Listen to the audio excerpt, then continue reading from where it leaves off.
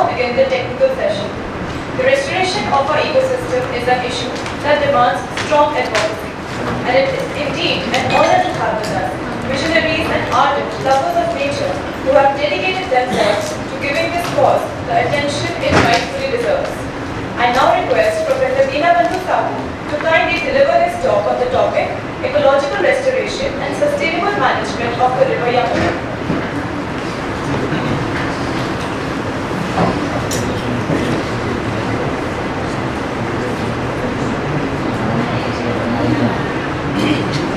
Thank you very much. I'd like this ये जो light है उसका स्विच थोड़ा सा बंद कर दो ताकि फोटो का इम्पैक्ट थोड़ा सा ठीक पीछे बंद कर दो. अंधेरे में बैठे तो ऐसा लगना है कि पिक्चर हॉल में बैठे हो आप. तो I'm not going to give you too much of technical data or not so much of graphs or figures and everything. I'll just make it picturing. I thought it is very important for us to realize that what is the picture of Yamuna. ये काम मेरा student Dharmendra Kumar का है. He was under so much of tension. तो बोला कि sir आप ही present करें. मैं प्रेजेंट इसलिए कर रहा हूँ इसीलिए Dharmender is there. He has worked for 5 years constantly in River Yamuna, and I am just trying to give you a glimpse. ये जो picture है, इसको देखिए. This is the actually the real state of Yamuna. Looks like that somebody has got into a bathtub. जैसे वैदिक top होता है, आपने उसमें लिक्विड सोप डाल दिया, आपको पूरा यमुना जो है ऐसे ही दिखेगा. तो what is important for us, if you see this particular slide, that when we are talking about the water, तो marine form में mostly आपको water 71% of the earth is actually covered with oceans. Only 2.5% of the total fresh water you will find it is flowing through the rivers. Very little. And that which you are getting, the whole problem is, I have mentioned that India has 80% population but only 4% of fresh water. But we have not yet realized the value of the water because water is almost free for us. Electricity is expensive but water is free. पानी के लिए हम बहुत ज़्यादा पैसा नहीं देते. और whenever something is free, we don't realize the value of that. और सबसे ज़्यादा प्रॉब्लम कहाँ है? जहाँ सबसे ज़्यादा प्रॉब्लम होता है वहाँ सबसे ज़्यादा पानी का वेस्ट होता है. जिनमें हम एग्जाम्पल दिल्ली में जब एडवाइजरी होता है कि आप गाड़ी पानी को मत, बिल्कुल जो गाड़ी है आप साफ करिए बाल्टी वाला पानी.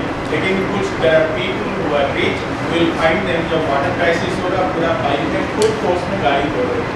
You might have observed that, right? That's the real display of your wealth. You do not apply your money. You go to a foreign country, they have the weather predictions. You go to US, in front of the river, they will write, this year there is going to be a water crisis. Please do not use the water excessively. वो 2 महीने पहले 3 महीने पहले लिखा, लेकिन हमारा वो सब सिस्टम नहीं है. We don't calculate that what is actually the ecosystem service. कि एक अगर बड़ा पॉन्ड है उसका कितना वैल्यू है. हम एक वाटर बॉडी को एक only as a source of water देखते हैं. हम उसको ये नहीं देखते हैं कि वाटर बॉडी का इकोनॉमिक इम्पैक्ट कितना है. वो कभी कोई कैलकुलेट नहीं करता। उसका फॉरेन में क्या है, anything you do, you right A project, you have a natural ecosystem. They will put economic value to everything. If you have a 500 square kilometer area of lake or 1 kilometer radius, 2 kilometer radius of lake, हम लोग बोलते हैं इसका जो size है ना 1 square kilometre का, यहाँ से पानी पीने का, that's it. But take for example डाल लेक, कश्मीर 18 स्क्वायर किलोमीटर का लेक है. How much of livelihood it is generating? देखो उसका अंदर हाउस बोट भी है, उसका अंदर वेजिटेबल्स भी ग्रो होता है, उसका अंदर लोग बिजनेस भी करते हैं, लोग टूरिस्ट जाते हैं, टूरिज्म अगर वो लेक नहीं होता वहाँ टूरिस्ट नहीं जाते हैं. ठंडा हवा जो आता है पानी में, it reduces your temperature because of the water body 5 to 6 degree, तो आपका एयर कंडीशनिंग का बिल भी कम हो जाता है. अगर वो लेक अगर नहीं होता हो तो what would have been the consequence? We never calculate. अगर ये जंगल अगर यहाँ नहीं होता तो उसका बेनिफिट नहीं मिलता. So we as scientists never work with the economists और sociologists together. तो इकोसिस्टम सर्विस का बेनिफिट जो है हमने कभी ये नहीं. आपने कौन सा स्लाइड, ये गलत स्लाइड आपने धर्मेंद्र, ये कौन सा स्लाइड किसने लगाया? नहीं देखिए नहीं, ये कहाँ गया? मैंने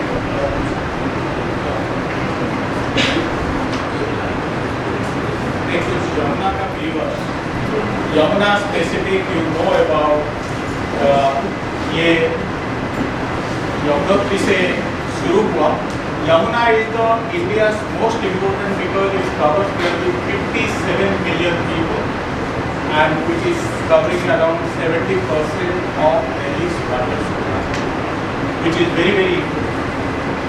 It originates from Yamunotri and 1,376 kilometers it travels, which is quite a stretch, and then starts from Uttarakhand, goes to Himachal Pradesh, Haryana, Delhi, Rajasthan, Madhya Pradesh and UP.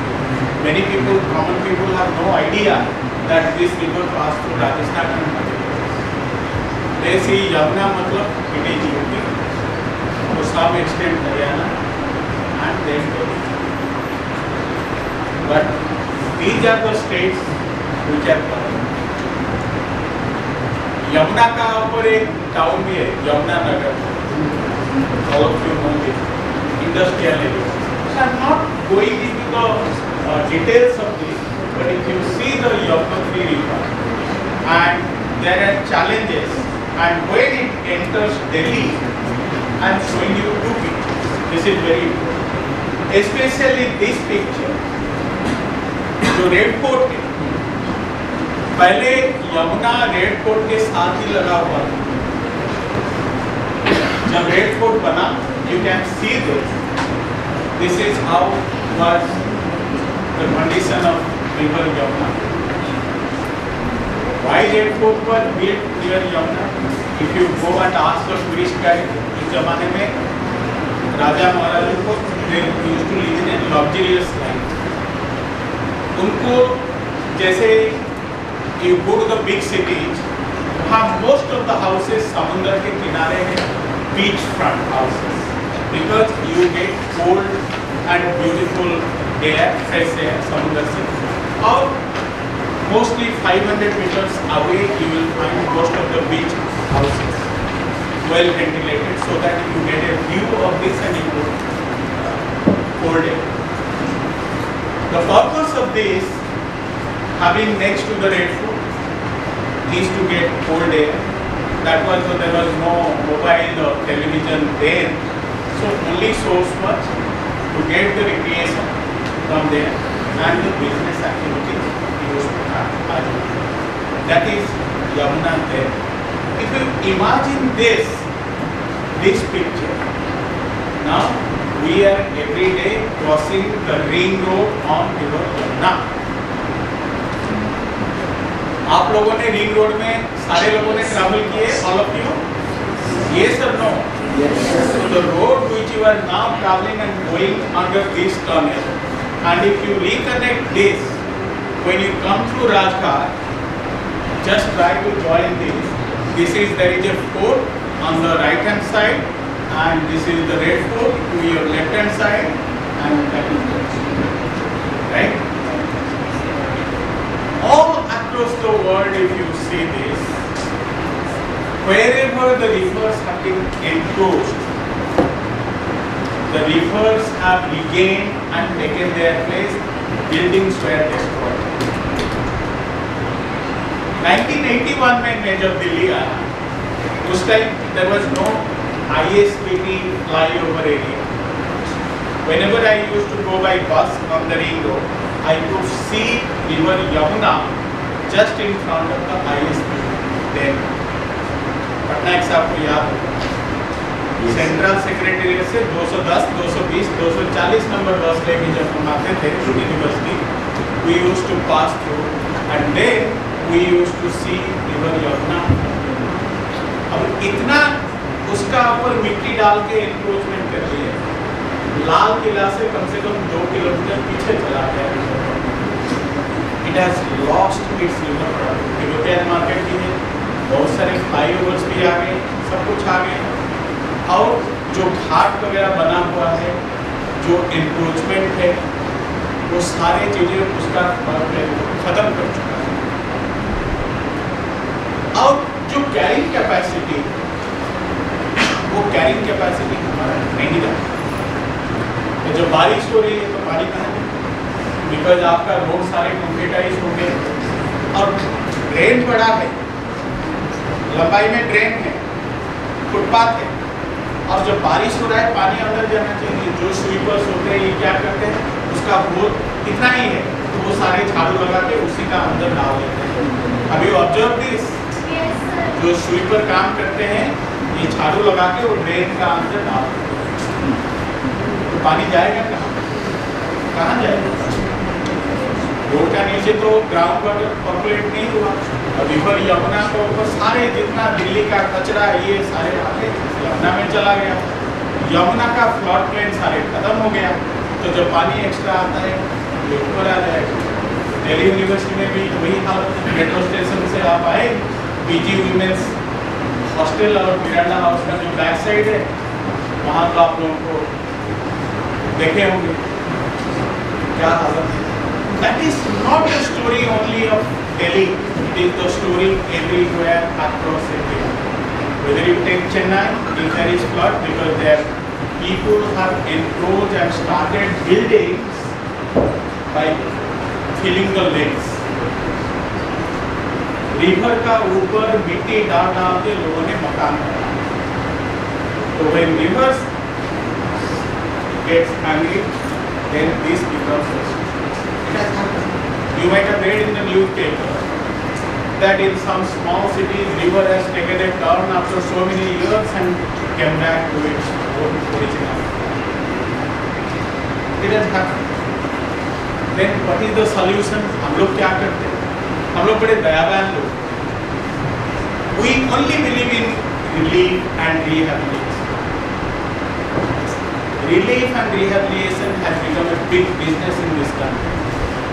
Let me tell you, it has become a big business. We don't try to find out a permanent solution for anything. Why we don't find a permanent solution? अगर permanent solution आप करोगे तो कमाई बंद होगी। तो video जब ये पिक्चर में देखा, देखिए ये है हमारा रिवर यमुना। ऐसे लग रहा है रिवर यमुना। अगर फोटोशॉप में मैं ये 3-4 बिल्डिंग और खंबा उड़ा दूं, आप लोगों को लगेगा कि आसमान से आप फ्लाइट में जा रहे हैं और ये क्लाउड है। भोपाल के पास एरिया है ना ये, कालंदी कुंज के पास ये फोटो है। कालंदी कुंज में ये फोटो लिया गया है। देखिए, can any one of you imagine this is river Yamuna. You might not have thought.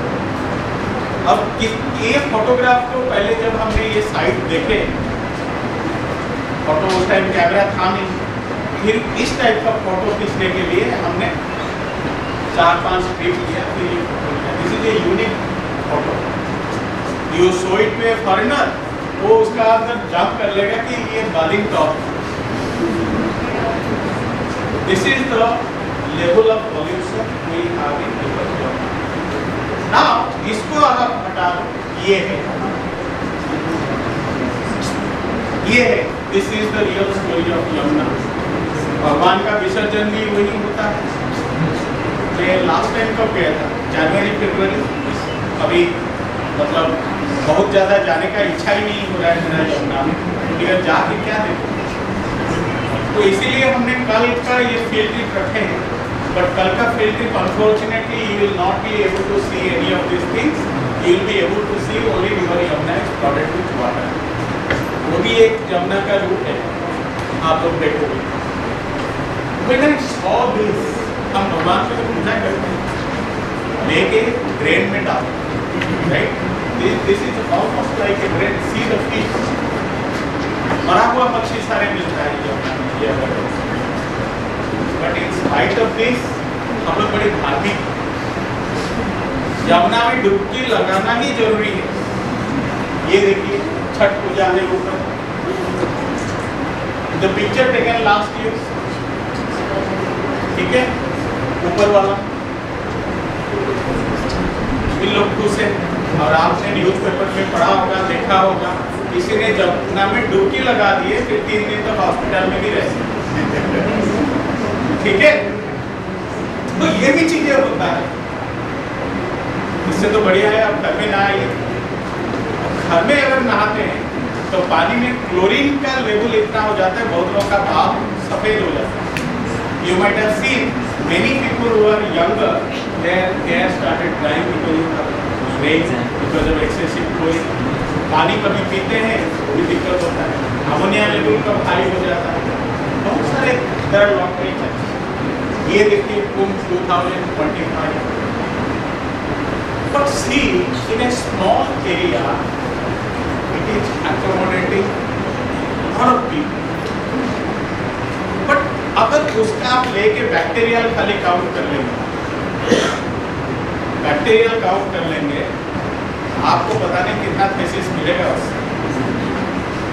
ये हालत.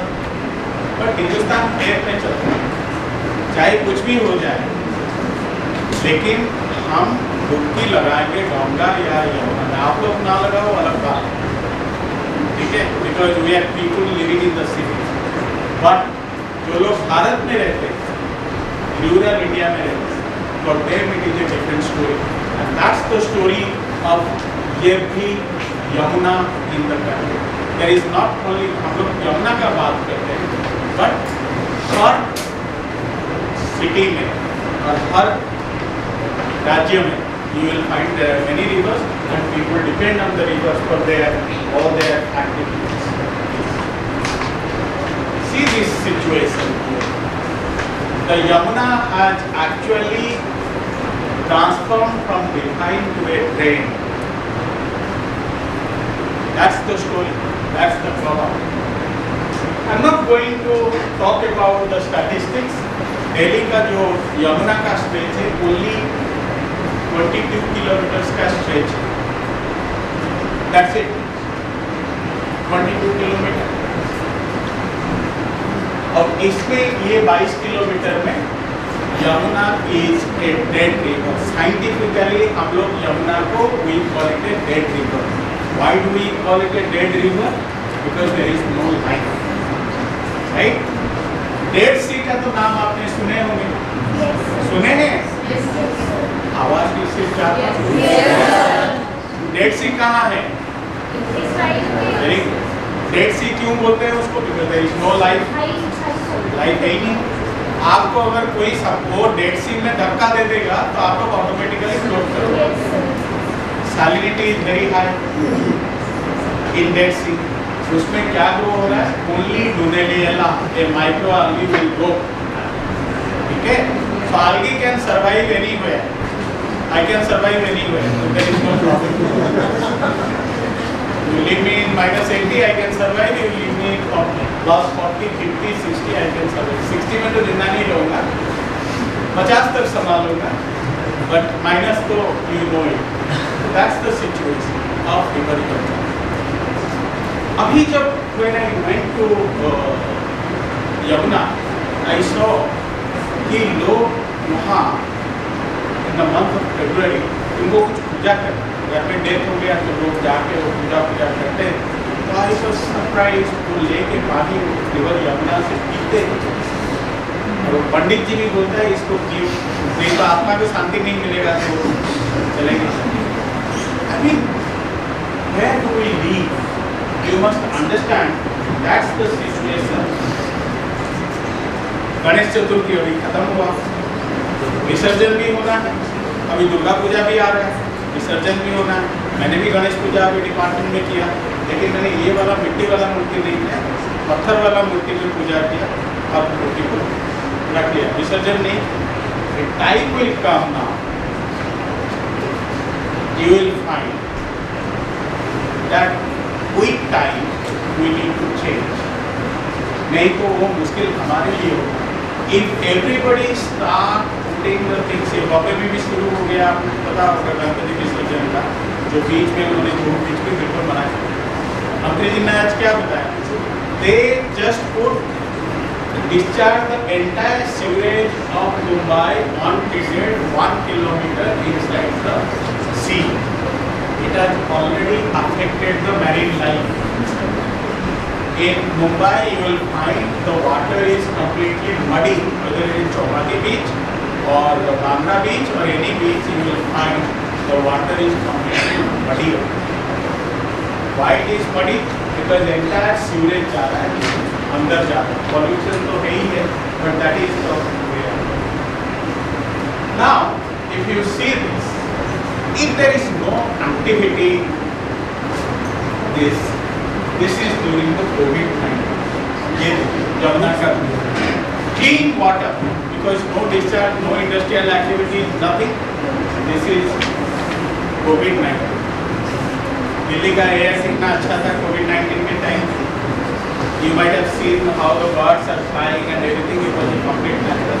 So this is a picture which you can see during the COVID-19, and this is subsequent picture. I just wanted to show you all this. I'm not showing you much of the data. लोग खाते हैं, medicine को ऐसे ही फेंक देते हैं.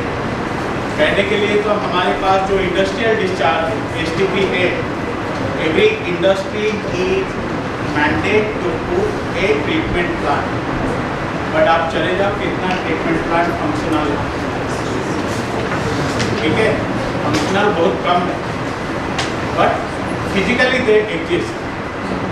जैसे आजकल दिल्ली के रोड में हम लोग ड्राइव करते हैं, हर जगह कैमरा लग गया, एक्सेसिव कैमरा लग गया, बहुत जगह एक्सेसिव कैमरा लगा हुआ है, एंड बहुत सारे जगह वो फंक्शनल भी नहीं है, but it creates a square in the mind that somebody is watching, everything is going. उसी हिसाब से you have this treatment plant. ये देखिए किस तरह से पानी जा रहा है, ये जा रहा है तो ये हालत है, एंड दैट्स द रियल. 3 साल में अगर यमुना क्लीन होके अच्छा हो जाता है, we must be a kudos. It is very important. Our honorable minister promised today that we will create Yamuna. Creating infrastructure is a wonderful thing. Laying sewage line is a wonderful thing. But what is required is you need solutions. What are the solutions? Your physical, chemical and biological. Physical में आप plastic का bottle निकाल दोगे, जो चीज़ें floating आपको दिख रहा है वो तो आप निकाल दोगे सारा जो जा रहा है. That is not going to solve the problem. Chemicals में आप अभी केमिकल्स डाल के उसको ठीक कर दोगे, but how much chemicals you will put, अपना बॉडी का सिस्टम में आएगा chemicals. Also, what will happen in that?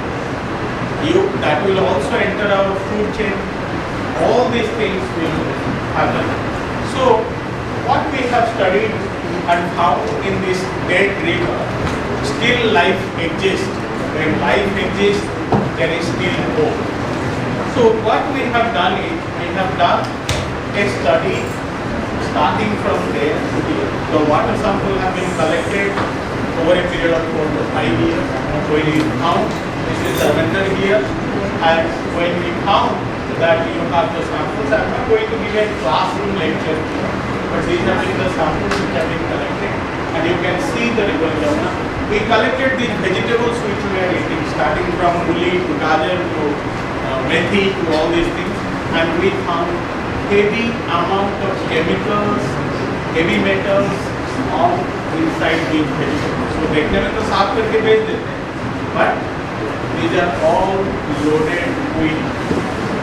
हम लोग बड़ा एक्साइट होके क्या करते हैं, यमुना के जब जा रहे हैं हम बोलते हैं कि बड़ा फ्रेश वेजिटेबल्स मिलता है, तो हम लोग फ्रेश देख के ले आते हैं, but that fresh is not fresh. Those fresh are actually poisonous. Necessity is mother of invention. We need to survive. ये जिस दिन मैं जाके खुद ही जाके देखा, तब से मैं उस एरिया से वेजिटेबल्स खरीदना बंद कर दिया. So we buy the vegetables from other places. नया हम क्या सोच रहे हैं डिपार्टमेंट में करने के लिए? The new area is hydroponics and microgreens. Hydroponics, and there is, you can pay any cost for your life. Hospital में जाते हैं 5 लाख का बिल आता है. अगर रोज आप अच्छे चीजें खाओगे, you will be, avoid of many problems. Cancer is one of the, all of you know, right? Anyhow, to cut the story short, we isolated these all, and then have this consortia have been developed, different types of all, and you put it, all of you know that this is hypoimmunity. Means you have this pudding. Okay, and if you have a combination of algae and bacteria, they will play a very important role in cleaning the water. But पूरा आप यमुना का water छोड़ दोगे होगा नहीं. You need to have the area treated, have it, then treat it. And that's the solution, nature-based solution. You are going to listen more about this in more detail subsequently. But this is the answer to us. If we can't do it, चाहे आप यमुना का कितना भी development कर लो, footpath बना दो, वो बच्चों का जो होता है ना झूला लगा दो खेलने के लिए, मॉर्निंग वॉक इवनिंग वॉक लगा दो, water quality will remain unless and until you test.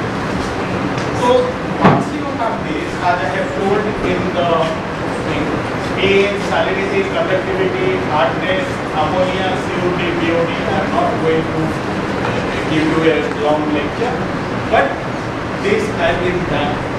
हमारे पास है क्या अभी? Central pollution control, Delhi pollution control, है ना, DPCC है. उनके पास सॉल्यूशन नहीं. They only collect the data. They are having a data, but they are not the solution giver. वो आज तक कितना साल का डाटा दे वो दे दें.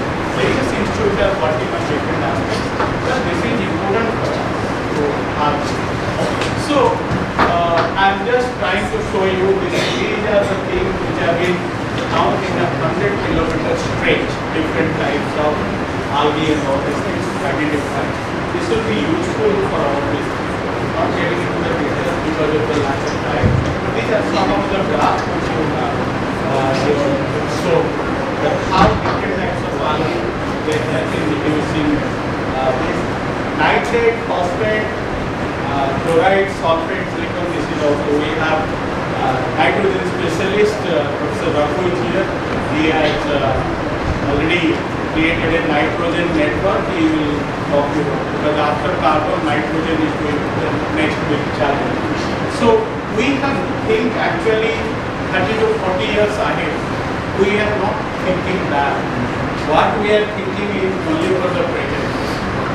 By the time we find out a solution for the present, that solution has become obsolete by the time you implement. So we have to think of futuristic solutions which are very, very important. Again, these are some of the data which I am not taking into details of this.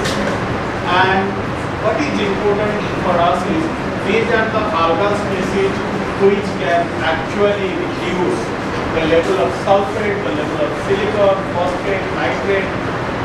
All these scientific data are very, very important.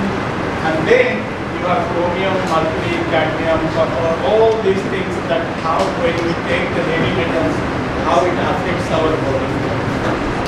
All of you know that how heavy metals affect our body to a great extent. This is starting from your nervous system to the cardiovascular system to all these things. जो आप अभी तो you have heavy metals in the air. Forget about water. Heavy metals तो air में you have all these problems. I'm not getting to this. You have only green algae and cyanobacteria which will be able to help you. Okay. So collaborative efforts are required. One person, one scientist, one technologist cannot do everything. You need the scientists, engineers, technologists, policymakers. However, you need a strong-willed politicians at the helm of the affairs who can get it. Otherwise, seminar, conferences ये तो होता रहेगा. एक seminar खत्म होगा, दूसरा का तैयारी होगा, नेशनल होगा, रीजनल होगा, इंटरनेशनल होगा, but it can be only tackled when there is a strong-willed person at the helm of affairs in time bound. ये नहीं कि हमने प्रोजेक्ट बना दिए और प्रोजेक्ट का कॉस्ट एस्केलेशन हो गया तो हम लोग ये करेंगे वो करेंगे. That was my last slide. That was my last slide. Time is late, so many speakers, but we have to be on this. I just wanted to give you an overall view that what is the situation, what was the situation, what is the situation. What is more important, which is lacking in this study, we need to create predictive models based on the data which are available. अगर अभी ये हालत 10 साल के बाद क्या होगा, 20 साल के बाद क्या होगा, 30 साल के बाद क्या होगा, if we don't take that step at the moment, the situation will go out of hand.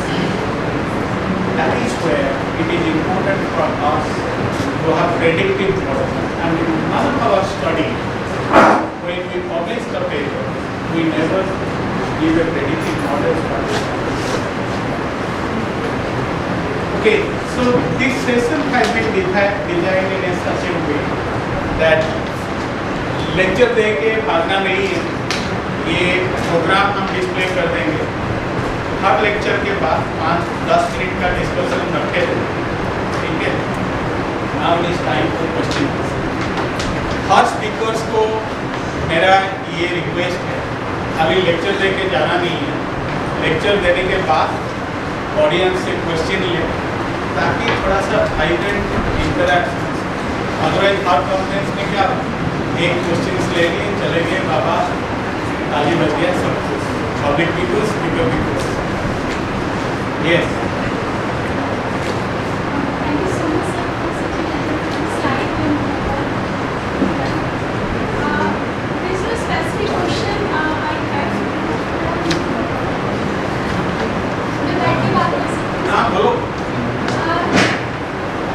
Hidden Heroes को पता होगा, इसको भी hidden chance से lifeline and now it is a battery truck, which is the part of Yamuna, which goes to western UP where the Tigra and this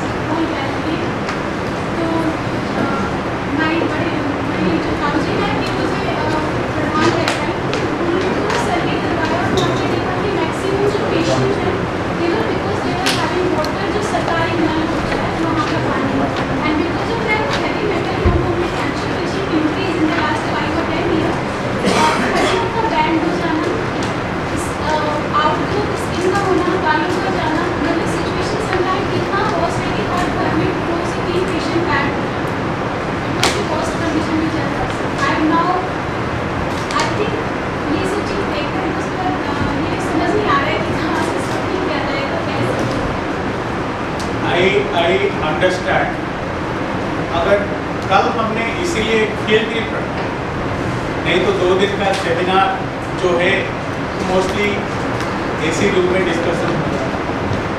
my way of doing things are very different. कहीं भी conference होता है, मैंने 3-4 अभी conference किया, मेरा पहला दिन होता है कि first day people should go for the field trip. First day जाके अंदर घुसने, मेरा तो जितना व्हाट्सअप कॉन्फ्रेंस होता है वो लेक का अंदर होता है या समुद्र के अंदर। Some of the participants my students there also. 4 boat 5 boat hire कर लिए, बोट का अंदर खाना पीना सब है, 50 फुट बोट का अंदर है, फील्ड में ही होता है सारे। बहुत सारे लोगों को आते हैं थ्योरेटिकल, आजकल तो नॉलेज सबके पास है, गूगल बाबा है, आप ले लिए knowledge, whether they are up to or full to, that is different issue। But आप अगर वो पानी जो आ रहा है वो अगर देखेंगे, they are not fully, they are not excessive chemicals। Ammonia पानी में हो जाता है, ammonia is poisonous. Sir actually quality background से अगर बताऊँ तो ये बताने के लिए हमने इतने नल लगाए हैं, सरकारी में लगाए तो नंबर तो ज़्यादा है, बट वो सैलो वाटर पे हाँ अब उनको शट डाउन कर दिया गया, सो वो सीख है तो रेड मार्क करके रखा, बट जो प्रॉपर्टी लाइन से नीचे I understand, you must understand how the system functions। The system कैसे फंक्शन होता है इंडिया में, आपको ये समझना पड़ेगा। जो पानी का टैंकर आप लोगों का सप्लाई होता है, many of the water tankers are adulterated, many of them are coming directly from the underground। कोई टेस्टिंग हुआ है, हेवी मेटल्स है, मर्क्यूरी है, कैडमियम है, आई हैव सीन, नीचे से अंडरग्राउंड से सीधा जाता है, वो वाटर टैंक में डायरेक्ट जाता है, हम लोग उसी का ला के पीते हैं। हमें सबका आरओ लगा हुआ है, आरओ जब देखा हो तो हम लोग, और जो नॉन पब्लिक सप्लाई है, लोग तो बहुत सारे डायरेक्टली लेके, आप देखिए जो आर्सेनिक का प्रॉब्लम हुआ वेस्ट बंगाल में, आर्सेनिक का बहुत सारे प्रॉब्लम्स हुआ, आपको पता है आर्सेनिक का प्रॉब्लम। हेवी आयरन भी है बहुत सारे एरिया में जहाँ लाल मिट्टी होता है, तो पानी में बिकॉज हिंदुस्तान में there is no control about any quality, forget about the rich class or upper class, forget about them। Road side में आप चले जाओ, जो अंडे का और ब्रेड का ऑमलेट बेचता है ना, वो एक न्यूज़पेपर लेगा, ऑमलेट बनाएगा, सब कुछ कर लेगा, न्यूज़पेपर का ऊपर वो दे देगा। अब यू सीन और नॉट, वो न्यूज़पेपर एक बार आ गया, अभी रोड साइड से खा लिया उठा के, जब उसको ऐसा उल्टा किया, I can read the omelette what is the headline and I was shocked। भूख लग रहा था, मैंने तभी फेंक दिया। तब से मैंने डिसाइड किया I will not eat anything on the newspaper। जब तक इंसान को झटका नहीं लगता है, because you know that वो किस टाइप का पेन है। एक न्यूज़पेपर कितना लोगों का हाथ लगता है, जो भी नमकीन रोड साइड में बेचता है, ये आप छोले कुलचे लेके आते हो, सब न्यूज़पेपर डाल देते, ये चीजें अभी। और मैं आपको दूसरा चीज बताता हूँ, लोग खाएंगे, खाना खाएंगे, खाना खाने के बाद हाथ नहीं धोएंगे, हाथ को ऐसे ऐसे करके सर में लगाएंगे। Have you observed that? How many of you have observed that? क्योंकि तेल नुकसान ना हो, ऐसे ऐसे करके वो लगाई एक, अरे खाने के बाद हाथ को धो। And that's the real, we actually, many of us, we do not have basic sense। बिकता जब तक आपका मार्केट में demand,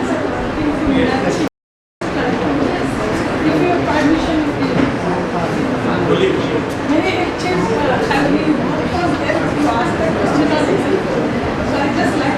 no cross talking please, this is a very important serious discussion जिसको बात करना है आपस में बाहर। Parameters are important when you are calculating in terms of the quality। Okay? So now this data, what Sir was showing, now you have to know it is very dynamic process। Like right now, if you go, there is no Yamuna river quality because everything is flooded, all quality has changed। Okay? So now once the season will come, it's skewed by the rainfall or river Now the parameters are very different in different months. Now you are exposing, it's exposure model. So you are exposing differently, it's not a one value and exposure. Health and cancer, what is the ultimate product of problems? I'm not going to say. But generally what happens, problems are everywhere. As rightly I said that metals are how you are very specifically sure that metals are only coming from the water ले तुम लोग बीमार हो गए. Air से इससे ज़्यादा जल्दी आ रहा है, ज़्यादा एयर हम लोग ले रहे हैं, 5 लीटर के पानी सब लोग पी भी नहीं सकते. Important है naming one resource to be the health problem, because food में भी है. I was the same work I'm doing little bit. I'm also showing my presentation. The thing is that when we went for survey, we asked the people, those that include the peri-urban agriculture, those that are doing, that what water they were using. Contaminated उसको पता है. But the only the outcome of the product दिखाने के लिए वही करेंगे, they don't have other skill. They only do the livelihood there for the agriculture. Now they told हम तो ये ground water oil नहीं यूज़ करते बोरवेल, हम तो जमुना रिवर की पानी लेते हैं. They feel बहता पानी better है than the ground water. When this is more problematic. Someone told me we are using the Yamuna water. When we tasted both the water, it was more problematic that we dug well or bore well, because sedimentation process is create much more greater, higher concentration accumulation. Source of water for agriculture, switching to chemical plant. Envisioned rivers has always been deeply intertwined with their cultural significance and meaning. To shed light on this, throw a talk on Yamuna as Divine Mother, cultural dimension of conservation, we are honored to have with us Professor Shalini Suryanarayan from Hindu College, University of Delhi.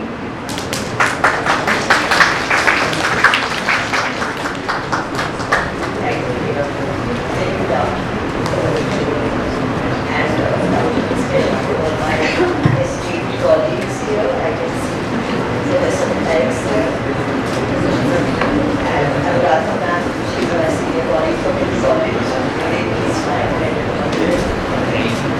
And thank you, Professor Sahu, for inviting me. So, as a sociologist, I would like to talk today on Yamuna as Divine Mother. Earlier, I had titled it Yamuna as Maya. Then I thought maybe Divine Mother as a more generic term will be palatable to everybody, so I modified that. So it was really interesting to listen to Sahu's talk, because much of what he showed was deeply saddening, and some of it perhaps can be realistic.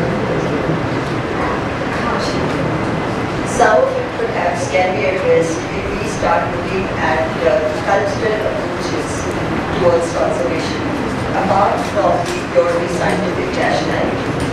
Because what happens about environmental concerns is that when there are so many problems that people are having, there is poverty, there is deprivation, there is the need for livelihood, which is so compelling. There are people who are so poor that they don't know where the next meal will come from.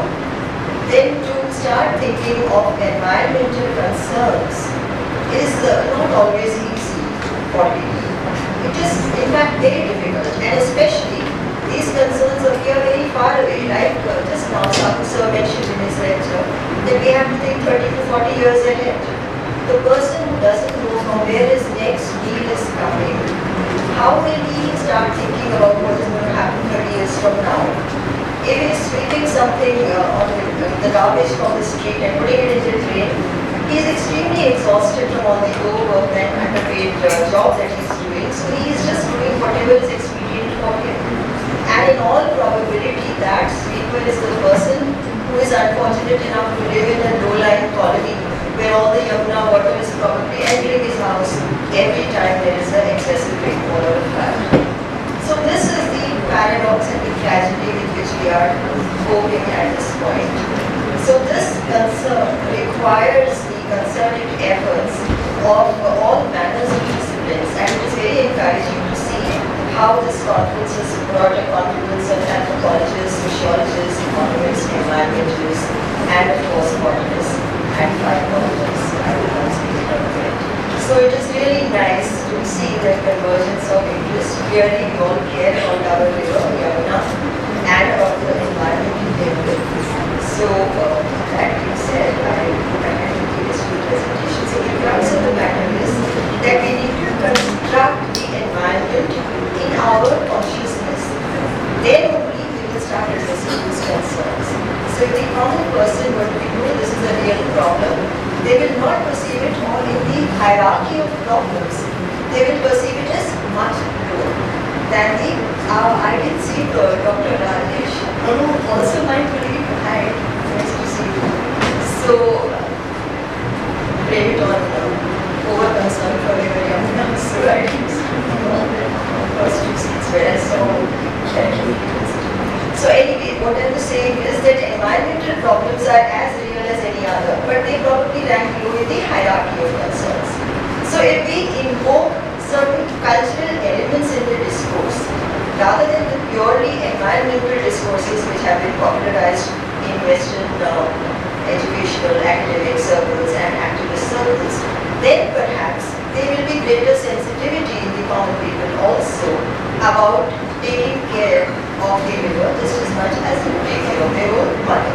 Because in the ultimate analysis, Yamuna is venerated as a mother, as a divine mother goddess, and like somebody mentioned, and some also mentioned, that drinking the waters of Yamuna is considered a purificating ritual, irrespective that they had to be hospitalized for 3 days thereafter.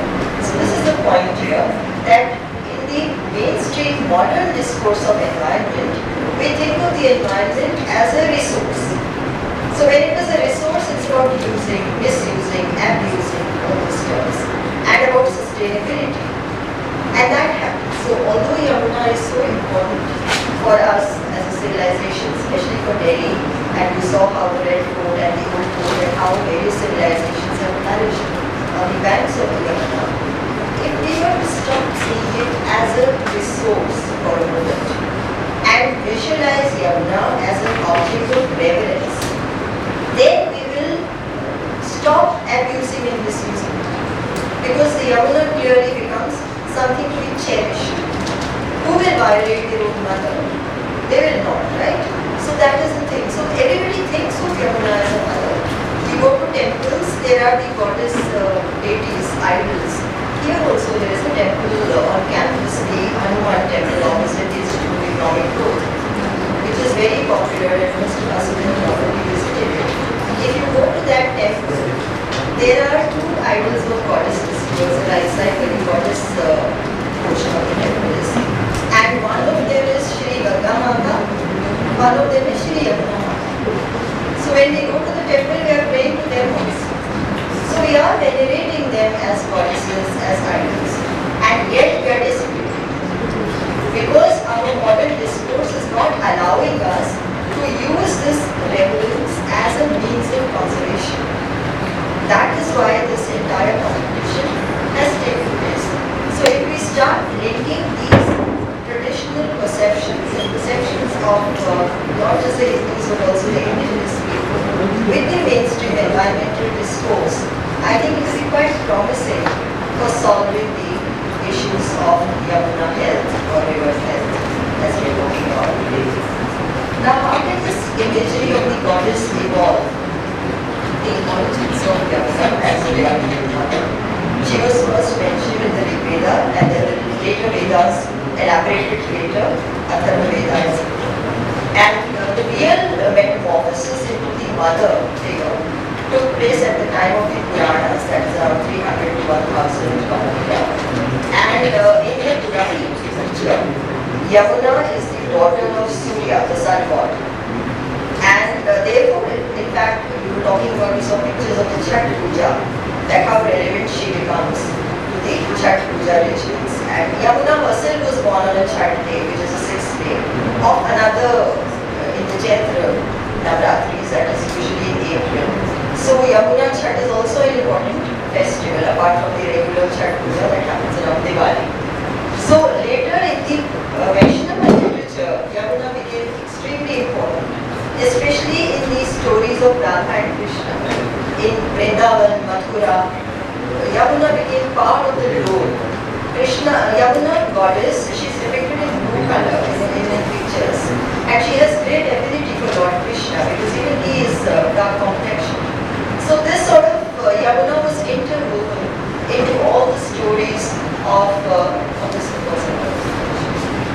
this was interwoven into the stories of Radha and Krishna, and Yamuna Aarti is an important ritual in the hearts of Vrindavan and Mathura. You probably visited Vishram Ghat in Mathura, where Yamuna Aarti is something everybody looks forward to, and whoever visits, it's a must-visit occasion to participate in the Yamuna Aarti. Then not only the river itself is revered, but also away from the river actual precinct, you can have the symbolism of the river. So in the Krishna Balram temple, the pond represents Yamuna. Just like you have idols and images of Krishna and Balrama, you also have a pond which represents the river Yamuna. So this is the kind of permeation into the psyche of the river. And even other manifestations of culture were inspired by this adoration of the river as mother. So the Bhakti poetry, especially of Surdas, then there are paintings in various styles, architecture, small temples along the Yamuna's course. All of them reflect the immense significance of Yamuna as a divinity. So she is clearly an important divine being. Now, like I mentioned earlier, and I'm trying to save time soon, this has clearly great implications for conservation, because the moment we adopt this paradigm, rather than the kind that we have been thinking of earlier, and incorporate it into the mainstream discourse of river conservation, we will have a more heartening results to look at. That is my optimistic belief.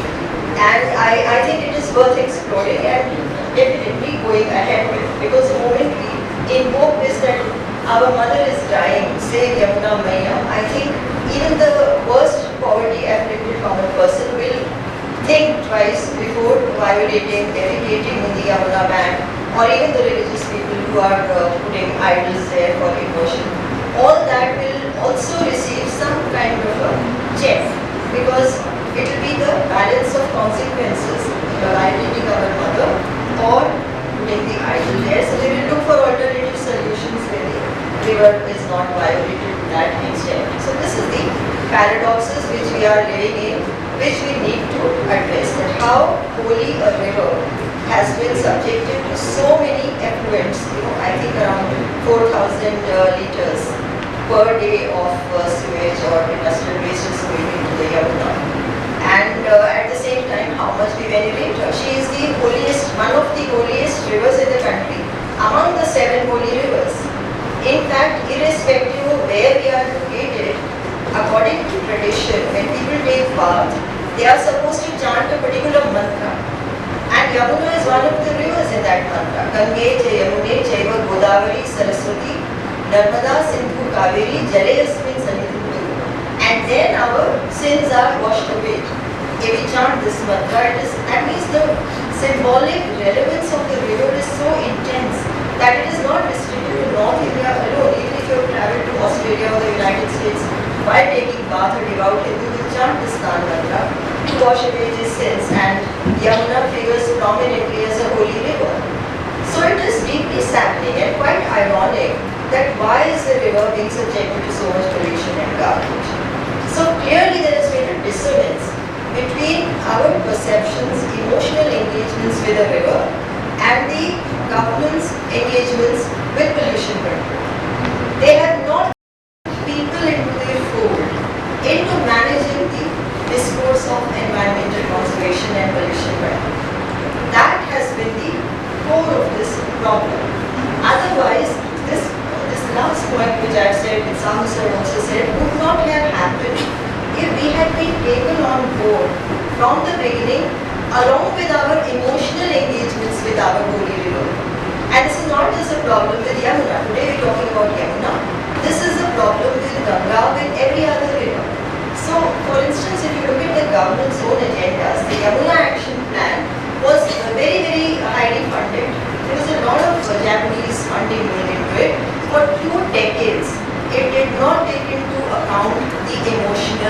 spiritual, cultural value of the river. People were not brought into the fold in the Yamuna Action Plan because it only focused on technological solutions, which had only a limited impact. It's only in 2013, in the third phase of the Yamuna Action Plan, that they finally started involving people looking at solutions other than technology. That is sad. We lost 2 valuable decades and so many billions of dollars worth of funding which had come in. If we had reacted from the very beginning sensitively towards the Indian psyche, towards our perceptions of the divinities and of rivers as divine beings, and Yamuna in particular as one of the 7 holy rivers, perhaps we would not be looking at the situation that we are looking at today. So this is deeply saddening. When I saw those pictures of garbage, it was it was a very sad moment to look at all these pictures. And it's only the smaller efforts, the different NGOs, ISKCON, Art of Living, they have in fact taken up this Yamuna or Yamuna ISKCON because of the Krishna connection.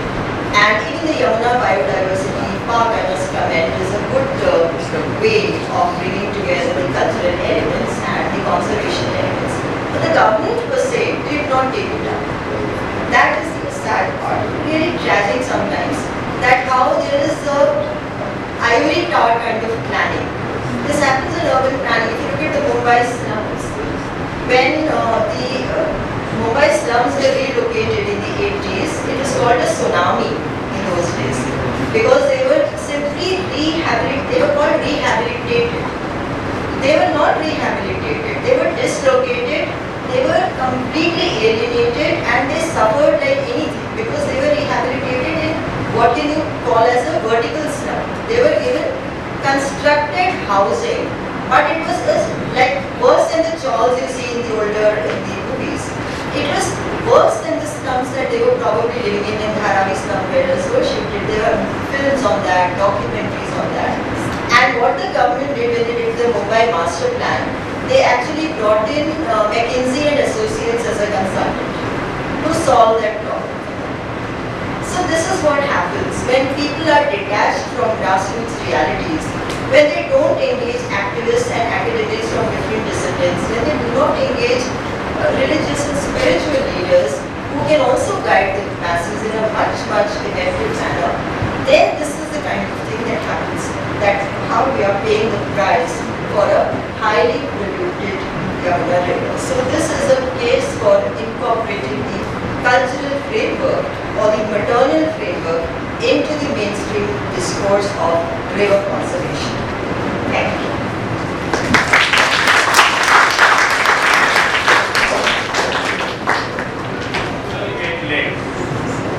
But we were able to finish the inaugural before time. So we should finish the technical session on time. And usually before lunch, after lunch are tough sessions. Before lunch, everybody's mind is there. After lunch, everybody's eyes get swollen and they have other engagement post lunch. So these 2 are very difficult sessions. But we have equally challenging speakers for these 2 pre-lunch and post-lunch sessions, so that nobody will sleep or nobody will feel hungry. Thank you, sir, and thank you, Mark. Rivers are instrumental to the ecosystem, and it is our sacred duty to preserve our water bodies and revive the depleting ones. It is indeed our honor to have with us Professor S.M. Patnaik, Head of the Department of Anthropology, University of Delhi, who will be shedding light on this topic by his talk on Reviving Yamuna Initiatives and Strategies.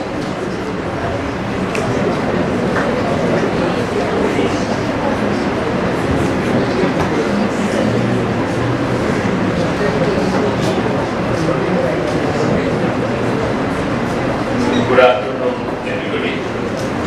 I am extremely thankful to Professor Sahu for inviting me to such a interdisciplinary seminar and workshop, which is primarily aiming to arrive at predictive models. A very beautiful word which Professor Sahu is trying to arrive at, or a very useful epistemic endeavor through collaborative example.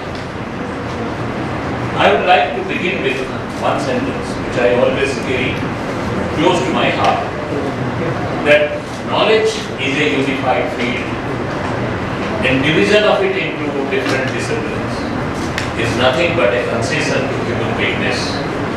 I cannot be an expert in physics and therefore I have chosen to be an anthropologist. I cannot be a nuclear scientist and therefore I have chosen to be an expert on the community diversity. Having said this, when we talk about the topic of reviving Yamuna, I chose to revolve it around initiatives and strategies. This presentation will be divided into 4 parts. Part 1, what is Yamuna to us? Is it only a river, especially to the younger mind? How to provide meaning to such a river? We have seen the photographs by Professor Sahu and by others also. We know that such photographs do not confirm our view of a river, and therefore it calls for immediate discussion and attention. Now when we talk about the first part, what Yamuna means to us, how many of us really know what is the cultural meaning of Yamuna? I'm sure very few would be aware of this. The second part, I would briefly recapitulate some of the pollution hazards very briefly, trying to find out how did it happen and when did it happen. Mainly trying to find out the roots of such kind of pollution hazards. The third part, I will discuss some of the initiatives carried out by various NGOs, universities, government line ministries, and finally the fourth part, I would like to say why such initiatives did not get desired results or not up to the expected results. And this is where I would like to bring out my weakness. And my weakness is anthropology, as you know. Somewhere it will come up to explain things which may not be explainable in a larger domain. Having said this, let me begin with the idea that Yamuna is not just a river. The journey from Yamunotri in the Mussoorie range of Lower Himalayas and the journey of 1,376 kilometers to Prayagraj, before it, at the time when it meets the sacred Ganges, it's not just the journey of water on a stretch of a particular territory, but it is the journey of human consciousness through civilizational history. And I would like to highlight this, how human consciousness through a civilizational history has provided meaning to the river which we call Yamuna. It is, I repeat, it is just not a river, but a living entity, a powerful symbol of Sanatan tradition, connecting nature, culture, and beyond. And this is precisely the point which I would like to argue, that this connection got lost somewhere. At 2 different points of human history, this connect has become a disconnect, and that is where our esteemed colleagues were raising concerns that why, when this country or this civilization is sustaining for last 5,000 years, what happened and why did it happen?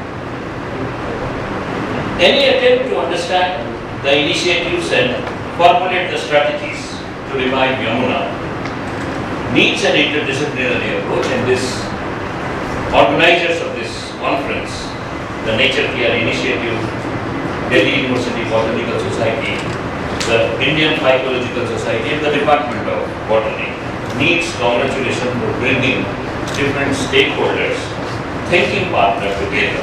And I think very rarely such seminars happen, and I am actually very delighted to be a part of this. I would argue that the discussion, exploration and revelation depends not only on interdisciplinary approach, but it has to take into account the complexity of the existence of the river and its interaction with multiple stakeholders. River just doesn't interact with one, it interacts with its multiple stakeholders. Before that, let us go a little bit into the cultural meaning of Yamuna. It is also known as Yami, the sister of Yamraj. The sister of Yam. Yam is the righteous God, the God who instills the righteousness and symbolizes the divine articulation with life and death. She is also the she is also the daughter of Surya, and as Kalindi, she is also the consort and wife of Lord Krishna. She is epitomization of love and transcendence. If we talk about love and transcendence in Indian culture, it is none other than Yamuna. Yamuna also talks about the brother and sisterly love, because on Bhaiya Dooj, which is also known as Yam Ditya, the brothers and sisters when they meet after the Bhaiya Dooj, and if they go to Yamuna or they do certain engagement with the river Yamuna water, there is a belief that a person will not see the doors of the hell, because this is the promise which Yam has given to her sister. Some of the observations from ancient and medieval periods, sculptures, temple architectures, bhakti cult poems, they reveal that Yamuna is highly deified in the tradition of Sri Vallabhacharya. Very interesting to understand the cultural symbols. Vallabhacharya added one dimension to Shankar's Advaita philosophy. Shankar's Advaita philosophy is highly scriptural. It is highly pristine and scriptural. But Vallabhacharya's philosophy is called as Suddha Advaita, which is based on the surrender to God and spontaneity in your nature. If you are a spontaneous lover of God and divinity, you are in the path of flourishing.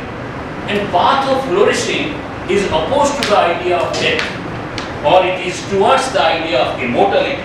And this mark is called Pushti mark. And Pushti mark is the mark which was developed by Sri Vallabhacharya. And in 15th and 16th century, he wrote and composed Yamunastakam. Very rarely such kind of compositions and such kind of philosophies are lesser known to the school children. They are lesser known to the contemporary generation, and therefore there is a need, this is argued, that there is a need to provide a complete cultural meaning of Yamuna. Say for example, the dark waters of Yamuna is always seen as symbol of Krishna's presence and a profound depth of divine devotion. Yamuna is also woven into the cultural fabric through art, literature, continuous devotion, symbolizing the career of life of the region, life of the civilization and the culture. We know that during the Vedic time, and especially in Rig Veda, the name of Yamuna appears in the name of Yamuna appears in the 75th hymn of 10th mandala. Ganga appears once, Yamuna appears thrice.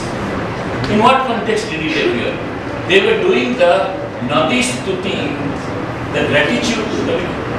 They were doing and they were praising 10 rivers, and out of that Yamuna appeared 3 times. And Nadi Stuti was done to recognize how the rivers are important for life. They give drinking water, they give facility for transportation, and they give facility for irrigation. Irrigation, transportation, and drinking water were the reasons why there was Nadi Stuti. And remember, such a great civilization, which was expressing its gratefulness to the nature, suddenly experienced a disconnect. And this disconnect happened twice. One, in 1192, when the loss of civilizational defeat to an external force, and the Battle of Plassey, when we lost to the East India Company for 200 years, before it became independent.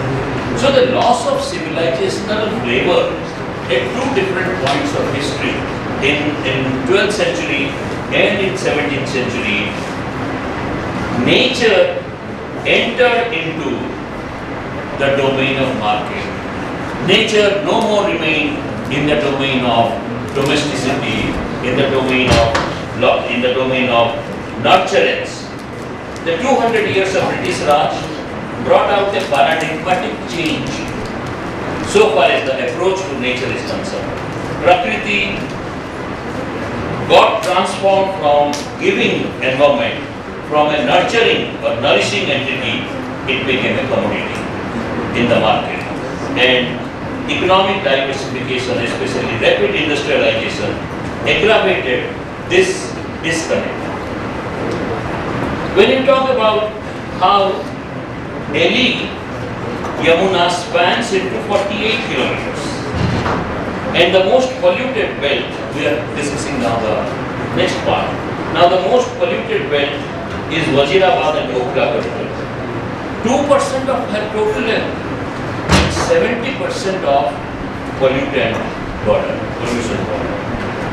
And out of 23 locations, out of 33 locations which were studied by the Central Pollution Control Board, 23 were declared as unsuitable for bathing because of the heavy toxic metals, highly dissolved solids, and unsuitable for bathing because it threatens aquatic life, human health, which Professor Saab was talking about, a dead river, posing serious ecological risk.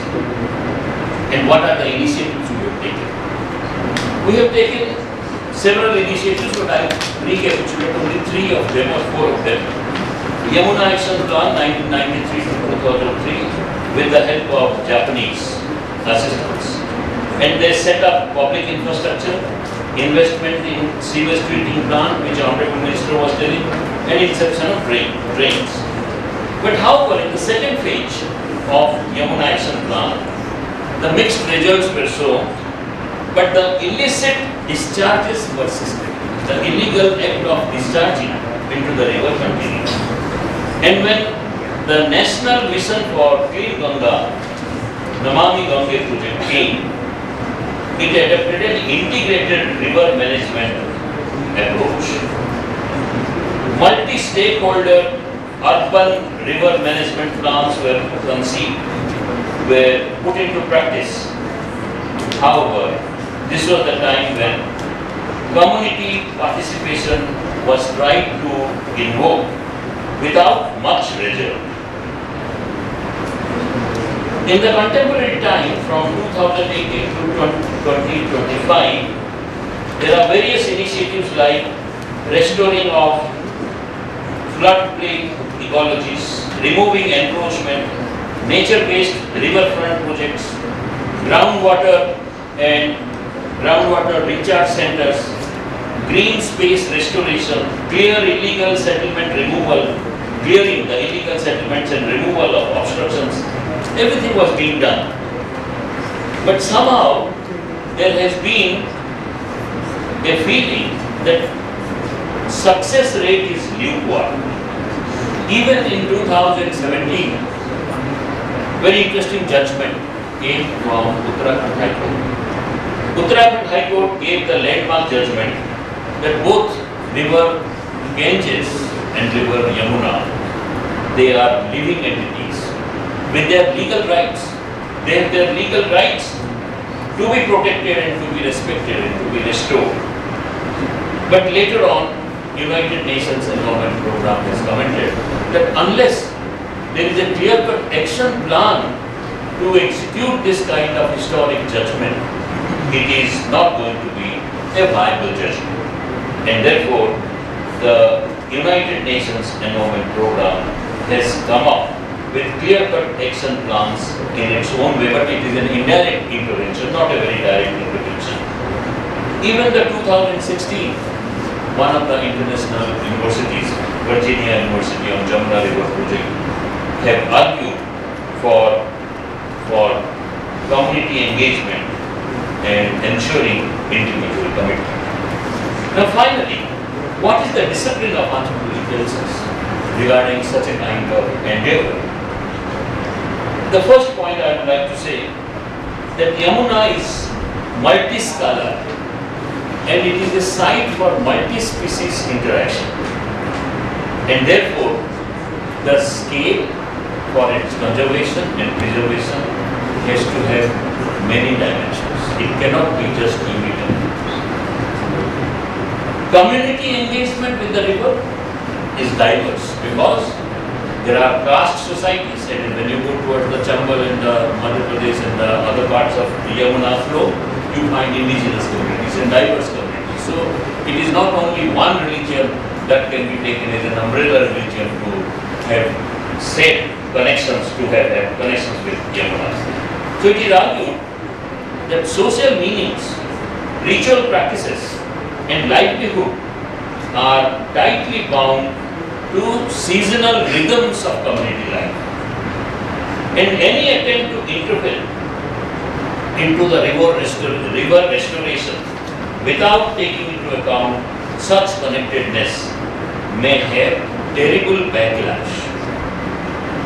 Second point, encroachment is not merely a legal or illegal phenomenon.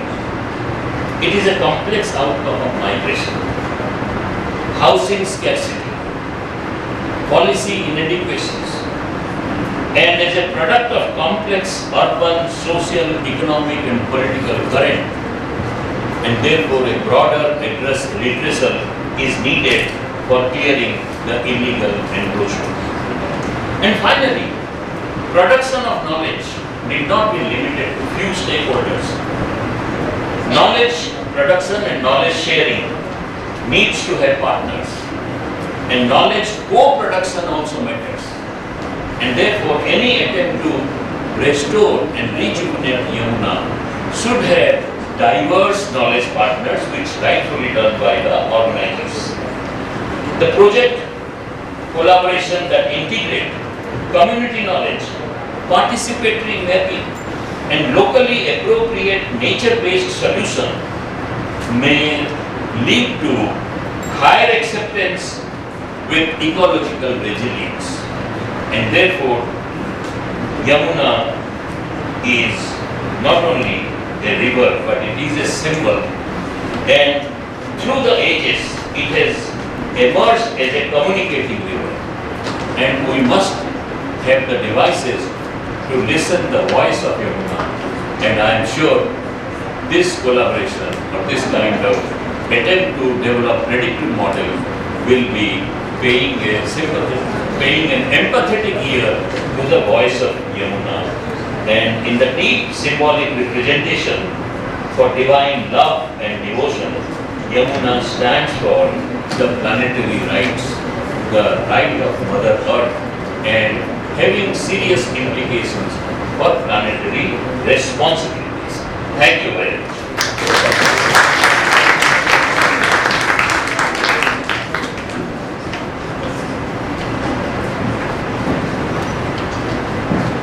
इतना अच्छा talk देने के बाद अभी थोड़ा सा लोगों का क्वेश्चंस भी है।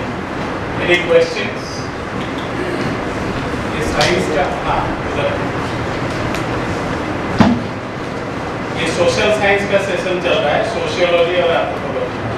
यूजुअली बॉटनी वाले बॉटनी में रहते हैं, जूलॉजी वाले जूलॉजी में रहते हैं, थोड़ा खिचड़ी पक जाते हैं तो बायोटेक्नोलॉजी हो जाता है, नहीं तो एनवायरमेंटल साइंस, लाइफ साइंस हो जाता है। तो ये एक अच्छा संयोग है। We started with political science in the morning and then entered into sociology. Now, yes, your question. Sir, linking your talk with the previous talk, River Yamuna has also major tributaries, and one of the major tributaries of River Yamuna is Chambal. And Chambal is one of the first rivers of India as per mythology, and that is the very reason why not any major settlement is along that particular river. And also because it flows through an area where it was or is having dacoits in the ravines. And due to that, it is having hotspot of birds as well as gharials, which is predominantly found in Chambal River. And it is the cleanest river of India. So, on one hand, one tributary is cursed, but is having the cleanest water, and its major inflow river Yamuna, which is praised a lot. So, somewhere I think it is our own beliefs and proximity which is causing the problem to this river, and the more we make distance from them would lead to a cleanliness. Understood. ये anthropological answer देने से पहले मैं इसका छोटा answer दे देता हूँ। वो नाम चंबल सुन के तो आधे लोग जाएंगे नहीं, ठीक है? जब आदमी वहाँ जाएंगे नहीं, इंडस्ट्री लगाओगे तो इंडस्ट्री चलेगा नहीं, ओवरनाइट खत्म हो जाएगा इंडस्ट्री, इंसान कोई रुकेगा नहीं, तो पॉल्यूशन का सवाल ही नहीं उठता है, तभी तो क्लीन है, ठीक है? इट्स बड़ा सिंपल आंसर है। दिल्ली से सारे लोगों को उठा के चंबल भेज दो, बता रहा हूँ, hypothetically if you remove all the people from Delhi, फिर चंबल भी जो आज क्लीनेस्ट रिवर है तो यमुना बन जाएगा और यमुना चंबल बन जाएगा। That is a very simple you know answer. हाँ, वो मैंने इसलिए पैंडेमिक का दिखाया। और दूसरा पटनायक के साथ के बारे में मैं बोलता हूँ तो आंसर देंगे। हम दोनों एक ही साथ दिल्ली आए, एक ही बैच के हैं, एक ही ट्रेन में आए, एक ही हॉस्टल में रहे, एक ही साथ पीएचडी किए, एक ही साथ नौकरी किए, ऑलमोस्ट एक ही साथ रिटायर हो गए। खाली एक ही फर्क है, वो बाइफर्केशन हुआ एंथ्रोपोलॉजी में, मैं बॉटनी में। But A और B pass I think Madam gave the hint regarding what Professor Sahu would like to explain. We all know that we are in Anthropocene, and Anthropocene is not a geological epoch. It's an epoch which Anthropocene. It's an epoch which is marked with excessive human activity, industrial, mining, natural resource exploitation, then international travel, technology, much of the exposure of the planet to human activity. So therefore they say Anthropocene. And we all know that how during pandemic everything came to a standstill because we were confined to our own home. And people would say that this white lotus is coming on the Himalayas, which is appearing after 100 years, and so many species came up, so many flora reappeared on the surface, and the planet became beautiful. So that is what some of the anthropologists call it as anthropause, that we have taken a pause of human activities. So the moment we take a pause to human activity, then it is resulting in a different planet. But this is answering your question indirectly. To answer your question more directly, I will give a metaphor. Indian culture, Indian civilization, they are all contained in language which are highly coded. Indian culture, Indian civilization, they are written down in language which is highly coded. I will give you one example for the students, there was a story of Sri Ram rescuing Ahalya. Ahalya उद्धार story सुने होंगे। उसमें हमारी सभ्यता, हमारी संस्कृति क्या कहती है? कहती है कि अहल्या को जब उनकी अपनी पतिदेव जब संदेह करने लगे गौतम ऋषि, तब she became like a stone.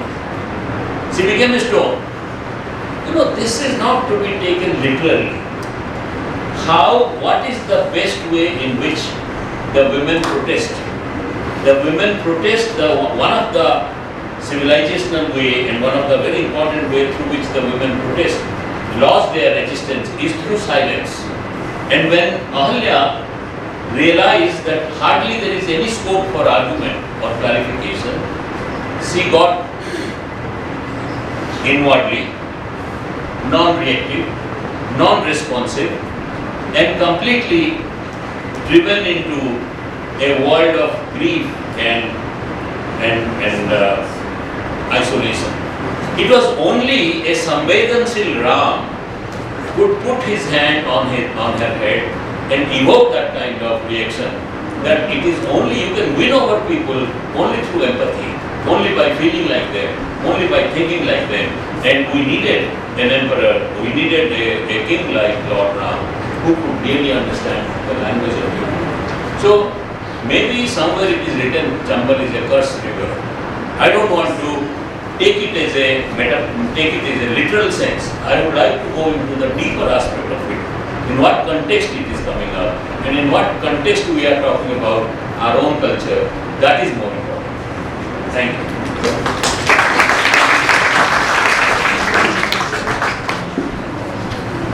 Thank you, sir.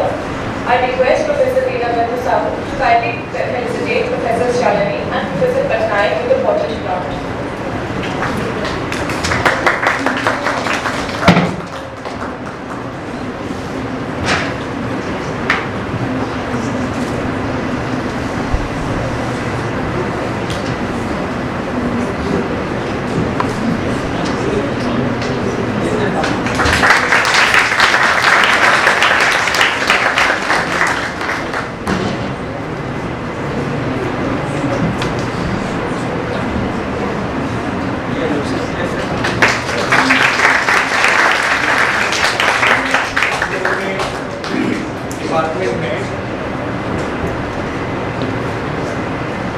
अलग सा ट्रेडिशन बनाया।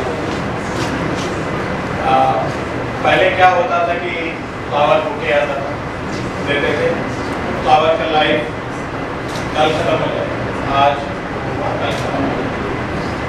दूसरा, गले में बांधते थे, वो भी हमने बंद कर दिया। तीसरा, बहुत सारे एक्सपेंसिव मेमेंटो हम देते थे, वो भी सब बंद कर दिया। क्यों बंद कर दिया? लोगों के घर में जगह भी नहीं है रखने के लिए। दूसरा है, आप चौरी बाजार जाओ, खरीद के ले आओ, बहुत सारे वो भी मिल जाता है, आपने लोग लिखवा लेते हैं, वो सब बात होती है। What we devise is a very simple strategy. If somebody is coming to the botany department, we must give them a potted plant, so that if they go in their bedroom or drawing room and they realize the importance and the value of the plant and the value of the tree. And that's the reason why we started a movement called Grow a Tree for Life. उसका हमारे सारे faculty members ने भी department में एक पेड़ लगाया and they are nourishing that tree. So if we own a tree, that will be a great contribution. Each one of you who has gathered anywhere in the country, if you grow a tree, you grow it. That's it. That's why we stopped giving all those fancy things to each other. And I thank both of them. It's a new dimension because हम लोग डॉक्टरी में जाते हैं, सुबह cell biology से class शुरू होता है, फिर फिजियोलॉजी तक पहुंच जाते हैं, बीच में इकोलॉजी आ जाता है, दिमाग गर्म हो जाता है, फिर मॉलिक्यूलर बायोलॉजी जाते हैं, तो शाम तक घर में पूरा ब्रेन का क्या होता है, फिर वो क्या होते हैं, रिकम्बिनेंट डीएनए टेक्नोलॉजी है, उसमें तो आधे बच्चे का हालत और खराब है, ठीक है।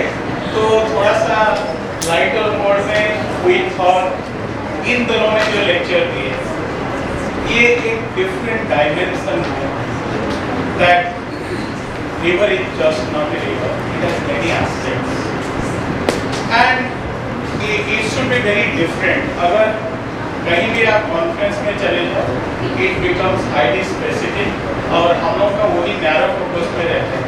I enjoyed both the talks also, although I couldn't be present because of the other reasons I have to go. You know, what is the biggest, who is the biggest loser in the conference? The organizer is the biggest loser, that is the conference. मेरा tension आप नहीं समझ पाओगे। Problem क्या है? कल सामने लाठीचार्ज हुआ है, 2-3 लोगों का सर फूट गया है, आधे लोग दीवार जंप करके, ग्रेट जंप करके जब पुलिस लाठीचार्ज किया अंदर घुसे, ग्रिल बंद किए, ग्रिल को धक्का मार के तोड़ रहे हैं। कल एक ये टेंशन था सबसे ज्यादा। अब दूसरा टेंशन सुबह का क्या था, लोग आएंगे कहाँ? मैं आता हूँ 25 किलोमीटर दूर से, मैं कैसे पहुँचूंगा? मैं सारे स्पीकर को नीचे लिख दिया कि 9 बजे आप आ जाओ। किसी ने बोला कि ड्राइवर नहीं है, किसी ने बोला कि मेरे को रास्ता नहीं पता, सब अलग अलग जगह से आ रहे हैं। बट मुझे तो पहले पहुँचना था। मैं जब यूनिवर्सिटी गेट घुसा, सारे गेट बंद, ठीक है। अब करूँ क्या? वीआईपी गेट से तो एंटर कर ही नहीं सकता, पर जबरदस्ती मेरे को आज 2 नंबर गेट से आना पड़ा। आज आए तो यहाँ भी बैरिकेड है, but I am really happy in spite of all the challenges. We all overcame all the challenges. All the speakers and all the listeners, they have come, and we had a good dialogue actually. Question answer के लिए वो programme हमने बाहर जो लगाया है, हर lecture के बाद 10 मिनट का हमने दिया है ओपन हाउस। जो मन में आए, जो दिल में आए वो तो, चंबल से लेकर छत्तीसगढ़ तक जो भी आए सब। So we are all hungry, although our stomach is half full with the tea and pakoda and all we have. But empty stomach में ना कोई बोलेगा, empty stomach में ना कोई सुनेगा। तो इसीलिए let's break for lunch. We can cut down our lunch time. फिर उसके बाद चिरश्री घोष मैडम का बम्बार्डमेंट है, उनका लेक्चर सुनना जरूरी है। फिर आईटी यूनिवर्सिटी से प्रोफेसर रघुराम भी आए हैं। उसके बाद हम बायोडाइवर्सिटी का पार्क के बारे में सुनेंगे, वो आए हैं। But what will be the most interesting session we have kept panel discussion. उसमें free for all है। free for all का मतलब समझ रहे हो ना, वो वाला नहीं है। But we have a real dialogue, and then what should be the conclusion? We listen from you what you see. So मेरा सारे स्पीकर से ये रिक्वेस्ट है कि आपका लेक्चर तो हम लोग सुने, लंच के बाद आप मत जाइए, यहीं रुकिए, so that you can be part of this panel. Okay, let's break for lunch. Lunch is there in the same lab.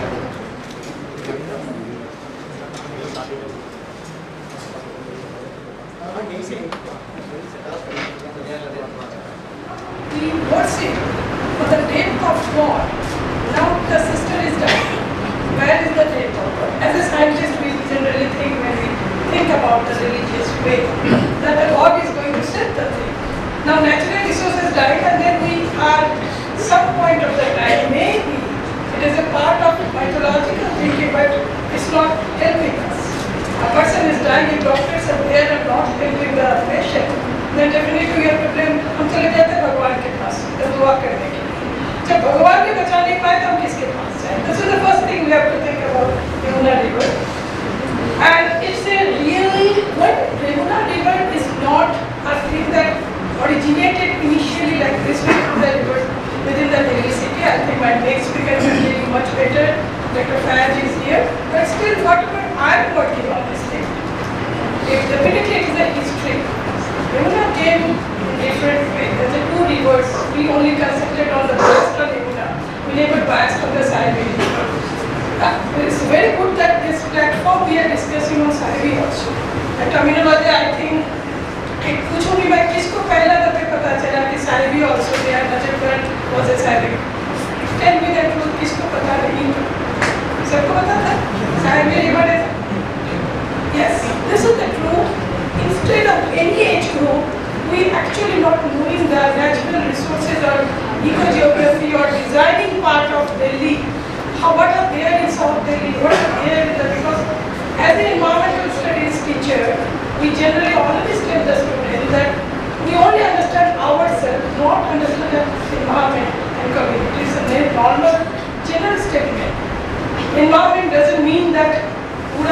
Delhi city आपको जाना है. If it belongs to the Jodi Garden, if it belongs to Janakpuri, if it belongs to the Dwarka, at least what are the natural things, resources are there, we must know. This is the lacking of knowledge. So I always we found that if the problems are coming because we are not environmentally educated, but we are not environmentally educated. Once we will be environmentally educated with an education degree, then definitely this type of problem and discussion are not solved. This river definitely having so many tributaries. I'm not talking about drains, I will come on later. It has a tributaries, normal river, Jinda river is a live river, and it came, there are small urban local water bodies, small lakes, freshwater lakes. No one knows that Delhi we are having small freshwater lakes. We have covered, due to this urbanization process, we have covered the lakes. And we all know this is happening in different big cities also. And then we lost the local water bodies. So ultimately it was, once it came in Delhi, due to the different complaints that we should use this river for the services. Now we always talk about ecosystem services. River was first brought to the Delhi city where our capital transferred from the Kolkata to Delhi as ecosystem services. And that time, it was definitely, they always think that this is one of the place where we can manage the flood of that area, Delhi city. Definitely we manage the flood areas through these flood areas, and so it will be safe haven for the people those are having as a capital. What is happening now? As we have damaged the floodplain, so naturally now this is sinking. So one of the ideas, the proposal, it was a town planning that time, historical period. Now this town planning we have damaged, we have disrupted all the planning, and we हमारी जो मनमानी हुई है, उसका outcome अभी we are going to see. This is Delhi, this is river from children, those are attending the conference. So it is actually conversing from the north, northeast, and from the east, southwest नहीं जा रहे. तभी आज जो flood होते हैं, we want to cross the Pragati Maidan, तब तक सूखा है, जब इधर आ जाते हैं, we get to see that the inundated condition because of the flood zone areas. Then comes, definitely, everyone already gone through, so I'm not going. This is the journey of Yamuna, from the Yamuna tree to the Ilaba. Kulta side is one of the very great places. If you go there as a visit, you can get to see very good amount of water there in Yamuna river. We take the student there for field visit. सबसे problem तो दिल्ली है, जिसको हम लोग generally call करते हैं 22 kilometre urban stretch of Delhi. जितना बेड़ागढ़ यमुना को किया है, तो दिल्ली वाले ने किया है. So that problem, that responsibility, all Delhi people has to take. And where not only the Delhi NCT, Delhi NCR, because problematic zone starts from UP, Haryana, and Delhi. So if these three states forget about their problem, and the way we always talk about Ganga rejuvenation and we are blaming UP and Kanpur, similarly for Yamuna, we have to blame us. First of all, we have to please पीछे बात मत कीजिए, आप लोग के लिए इतना time हम लोग आते हैं या बात करते हैं. So important part is there that if you really know who is doing, so where our responsibility is there. So this is the part where this four places, because we are going this pilgrimage just for the religious activity, but ultimately we have to know that this religious activity places are creating a major zone of the thing, rightly the previous presenter told that it is an anthropogenic activity zone, because activity creates pollution problem, and that pollution is leading to the damage of any natural ecosystem. Indian mythology, as we all discussed all the things, similarly the basic, but it was the most fertile. We all know that in Africa, Yamuna means Krishna, we discussed earlier also. We all know this is one of the beautiful story and mythology always with Yamuna. But nowadays, the thing again, along with this thing, Delhi, the Anipat, Yamuna Nagar, Shonipat, Gautam Buddha Nagar, Faridabad, right now maybe in the news you get to see that they are all inundated under the water. The Yamuna Nagar people are devastated, they are moved from there, their whole houses wiped out. If you are born sometimes for 1 minute visit, you can find out the horrible condition of the children, the family. You may not feel from this position because we are going to the field, we are visiting them, we try to help them as an action plan because environmental issues are action oriented, it's not only storytelling. And why I am telling you to be concentrated, the reason is that आपका emotion तभी आएगा जब आप कुछ समझने के प्रयास करेंगे, आप कहीं झांके इसको खाना लेके आएंगे. वो like transfers from the south north Delhi to south Delhi, south Delhi सारे अभी रिहेबिलिटेट किया गया है ब्रिज के ऊपर. All the NGOs, all the government officials, they are coming and distributing food. The condition of the children, small children there, and pregnant women, they are sitting there because the जो rehabilitation के camp किया गया तो वो भी innovative हो गया. फिर और ऊंचा ऊपर लेके आया गया. So reason is that it is not a very easy, it is a very difficult problem. So now this is the state and some way the responsibility for this thing, and another thing is Yamuna was having the groundwater recharge and definitely aquatic biodiversity. Now change the scenario is happened that it was as the history already went through, which I am not going to the history, just try to tell you that it was the first brought from Sajan that time. It is known just like a Mujaffarpur is known as a Saivi river. Similarly, it was called as a Nahari. The reason is that it brought for the transportation. So the rasta jo hai, near the Red Fort areas and the areas we are coming, Monge Bridge, these are actually river zone that surrounding the Red Fort areas, and there are the transport routes are coming and bring it circle. So that means it was their course of movement. Now if we are just like today we are blocked by the police army, we are facing challenges and problems in with our own capital.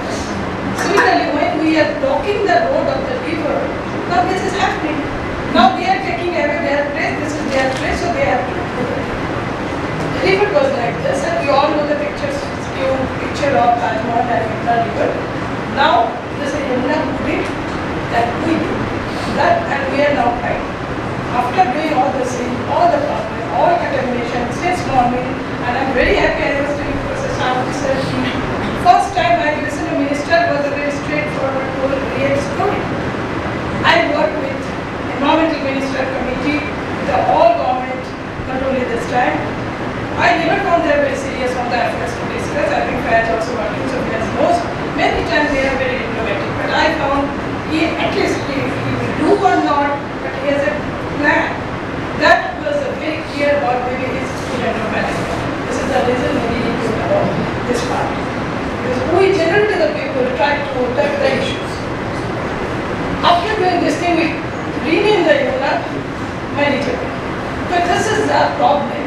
We know the renaming, but we do not want to do anything. And that was the biggest problem of our hospital. So we all know the major problem that drains are the major problem of Delhi and the Yamuna river and the encroachment. So if you take the priority was the problem of Yamuna river, anyone ask you? That is one of the drains, first priority. Second, and this is the thing I first found that any minister accepted Yamuna cleaning never did a problem. I didn't know this is the question. Housing time I also as a researcher asked, what is the problem? We are going to space, we are going to many things, we are trying to reach Mars and then we don't know to build Yamuna river. I worked in Germany in a project, Rhine River project. I found that the same project, all the people are working, universities, schools, community, together to make Rhine River clean. They have, Rhine is crossing from Germany to Netherlands. So they have created country also responsibility themselves. No fighting, nothing is there. So what is the problem? The problem is about policymakers, lack of data, lack of generation. If we being in same university, we don't work together. So I don't expect that we can blame the other state to be not working together. This is the stretch of Yamuna river. We can't do any research in whole river jump country. We have to make segment. The first stretch, northern stretch, 36 km, Palla to Wazirabad. Central is Ozirwad to Okla village, and southern stretch is Okla to Ketlu village. Anyone have visit Okla bird sanctuary or Yamuna by River City Park? आप बताओगे कोई bird देखे हो, एक बार भी गए हो? How many has gone to Okla bird sanctuary? So that means in this group 2-3 people. I think this is the knowledge gap. देखने की जरूरत है. आप जाओगे तभी समझोगे. जितना भी हम लोग डरा पड़े आप समझ नहीं पाओगे until unless you are looking me as a seriously goes personally life तभी आपको समझ में आता है ये ready to बोलते हैं. The important part is there that you have to see the zone and the there are 3 places because the potential problem of the places of Yamuna river is not very similar in the same 3 stretches. It is different. जब यमुना आ रहे हैं कुछ inter करें Delhi sir के अंदर then suddenly once the Najakpur drain or Sainik this is the first confluence that start creating problem. Already previous speaker told you. सबसे ज़्यादा जो problem होती है after post Najakpur once we go for monitoring we make a 3 upper stretch, mid stretch, down stretch, but we also do upper stretch of Najakpur and down stretch of Najakpur. There's a 2 different picture. So you have to understand when you are going for Yamuna river हम काफ़ी बार बच्चे को देखते हैं different जगह से भी आते हैं sorry to tell this thing कि बच्चे एक तो प्लास्टिक बोतल लेके चले जाते हैं मॉनिटरिंग करने के लिए दूसरी बोतल उसको वो भी पता नहीं है कि कौन सी केमिकल कौन सी बोतल में sampling. So I strongly feel this is the very important for the teachers to teach sampling. If you don't sample, मेरे blood sample आज डेंगू का जो है हमें पता है कि मॉस्किटो मॉर्निंग में बाइट करते हैं, मलेरिया के लाइट में करते हैं. आपको जब सैम्पलिंग होते हैं wrong sampling blood sample can give you wrong pathological test result. If you are sampling in Yamuna river, because right now colleges have many colleges are going, but when I strongly request the teachers, please allow them to learn also how to do the proper sampling. कि sampling of the thing is surface subsurface ऐसे नहीं करते. Yamuna river एक बड़ा river होती है उसको ऐसे प्लास्टिक की पेप्सी बोतल में पानी दिया के टेस्ट करोगे तो नहीं कोई डाटा ऑथेंटिक डाटा निकलेगा. The first mistake we are doing and then होते हैं कि ये डाटा बहुत गंदा है. No sometimes we are not judging the water body. Then we know that urbanization, I am not doing the data and statistics, just the thing. Pollution is the industrial activity, human activity, industrial activity, because we cannot stop. Just now we are making a fun that Chambal को हम लोग यमुना बना देंगे. बात सही है. हमें एक प्रॉब्लम है हम चले जाएंगे तो चंबल और चंबल नहीं रहेगा वो यमुना बन जाएगा यमुना चंबल बन जाएंगे. तो similarly but urbanization and development we cannot stop because if we need GDP definitely we need urbanization and development activities. So हमारी जो है जो सोच है we have to do the thing as ministers are being बताया कि we have to do proper management of water body. There is no such dearth of water in India. Mismanagement is the major problem. We are not mismanaging enough water. We are not a water stress country, neither we are a water shortage country. That we have to understand. Major problem is that right now, as we all know, the 2013 we have become almost 50% of the urbanized. अभी तो नेपाल में इतना बड़ा political scenario, people will come in Delhi. If there is Bangladesh, now we are trying to find out who are there if refugees, तब तक नेपाल पहुंच जाए. So Delhi is ऐसे जगह है. So everyone, I am not making any statement of any country. I try to tell you, there are political refugees, there are environmental refugees. इतना flood हुई है, तो सारे कहाँ जाएंगे? Delhi, Bombay, Punjab. So these are the places for job opportunities. So managing them, you cannot tell the stop, don't come. So in this situation, urbanization is coming up very so. Rightly said, I like his statement that we have to focus on the large rural areas because the problem is not the authorized economies right now. Problem is the large rural areas. Those are actually making the Yamuna river highly polluted. So this is the unplanned growth. I am not doing this. This is the one statistics I am showing you of Delhi city. This is the census is telling us how fast we are becoming urbanized and it is the real-time data. So if this is the speed we are urbanizing, so then definitely आपका कौन सी जगह जा रही है? Flood में जा रहे हैं, we are losing the flood plain, we are raising the built-up area is increasing, and definitely we are losing the restricted areas. And you have to understand one thing, cutting a tree and planting a tree is not the solution. आज हमारे जो as है, आप आके immediately मुझे replace नहीं कर पाओगे क्योंकि not age and education experience, हमारे पास 40 साल का एक्सपीरियंस है, वो आप खत्म नहीं कर पाओगे. Education degree can be said. Similarly, a plant of 40 years of old cannot be replaced by the 4 months old trees. जितना भी आप पेड़ लगाओ. So that means it's better not only the plantation, new plantation, plus translocation or of the transplanting the trees. Those are in a vulnerable state. I'm saying in Seattle, just few days back, one person died due to falling of the tree. And it was a horrible. I was every day passing from that the tree was a new tree, and we are used to it. Those are the environmental people or biology people. We have a very awareness eyes. हम मेरे driver को बोलते थे कभी गिरेगा कभी गिरेगा कभी गिरेगा. जब सुना तो देखा वही गिर गया जो मेरे घर के पीछे था. And then one person died. He was going to drop his daughter to Chirikus on the plane. Think about it. This type of, I think I can tell you, 1,000 trees are there. Trees are there in every roadside. Now what we are doing, now people of the community, they are coming to me, they know that I am working on environment. I am telling them right now you take picture, make a complaint to LG site. Once you make the picture to the LG site, they will come, if they don't come, they go to the DCF office of the nearby South Delhi. As I am staying in South Delhi, bring them to see no more casualties should happen. पेड़ लगाएंगे, पेड़ treat के मरे तो ये नहीं बोला है किसी ने. क्या मैं मर जाना है कि पेड़ में दबे कैसे नहीं होता है.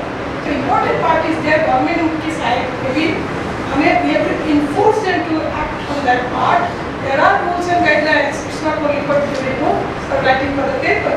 You have to enact in your life because of the family, poor family is suffering not only for the tree.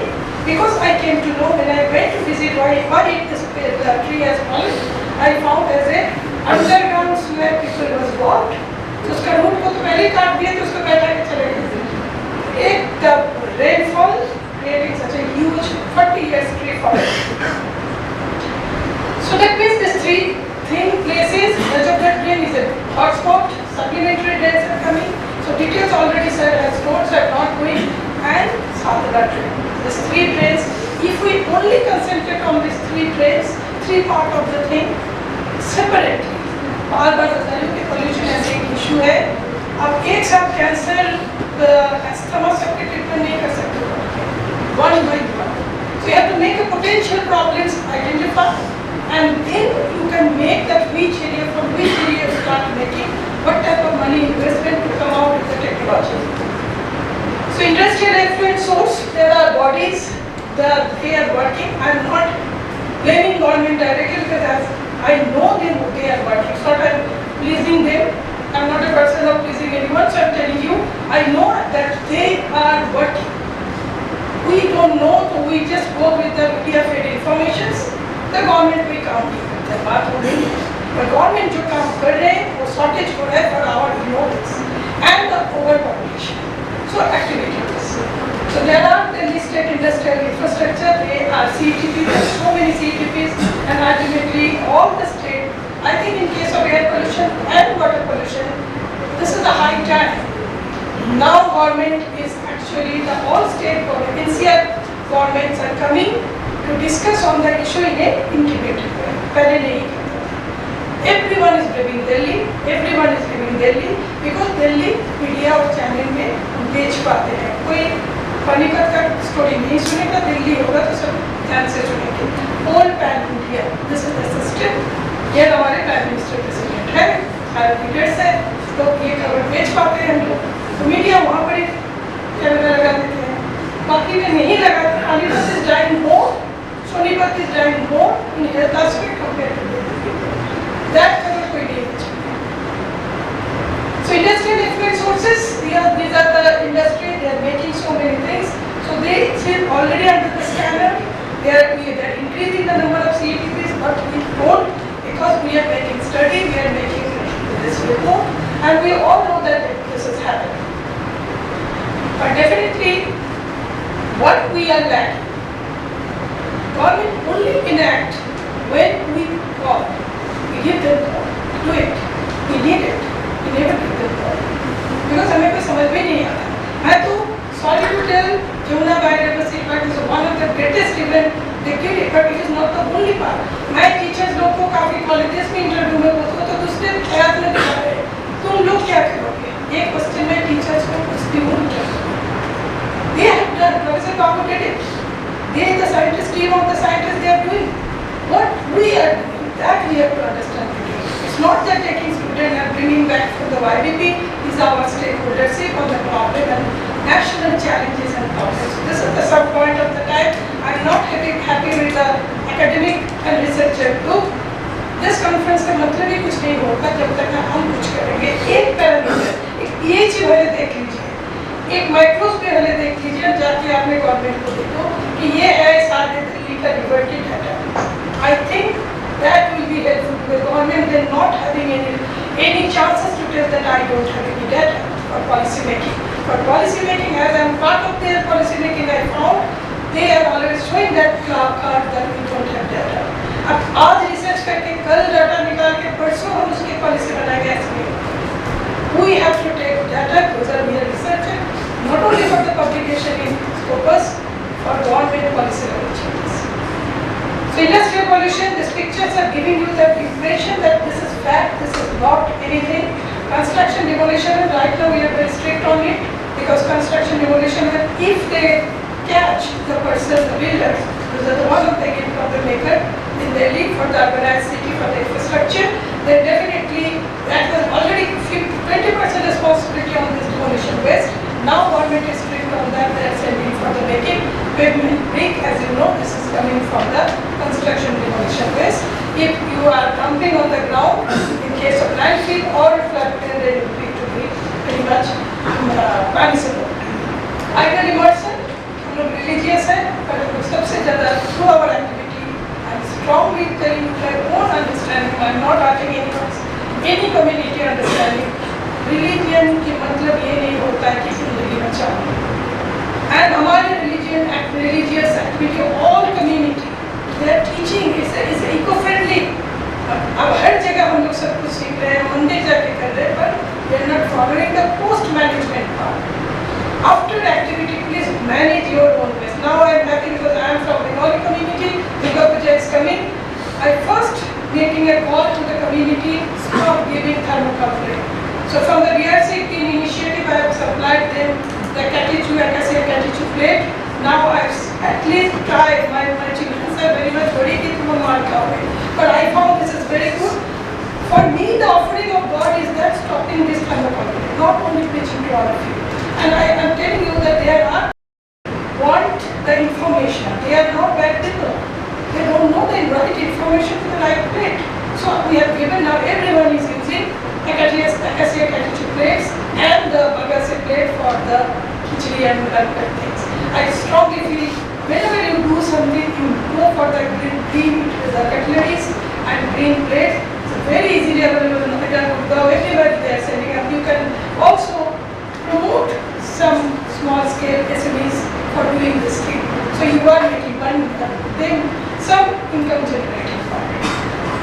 Otherwise, another thing we have created after making many awareness, because we are the most strict conservative people at our age group, I must tell you. आप लोग flexible हो, हम लोग flexible नहीं हैं, और सुनने के लिए तैयारी नहीं होते. So we have gone to the campaign to the door to door.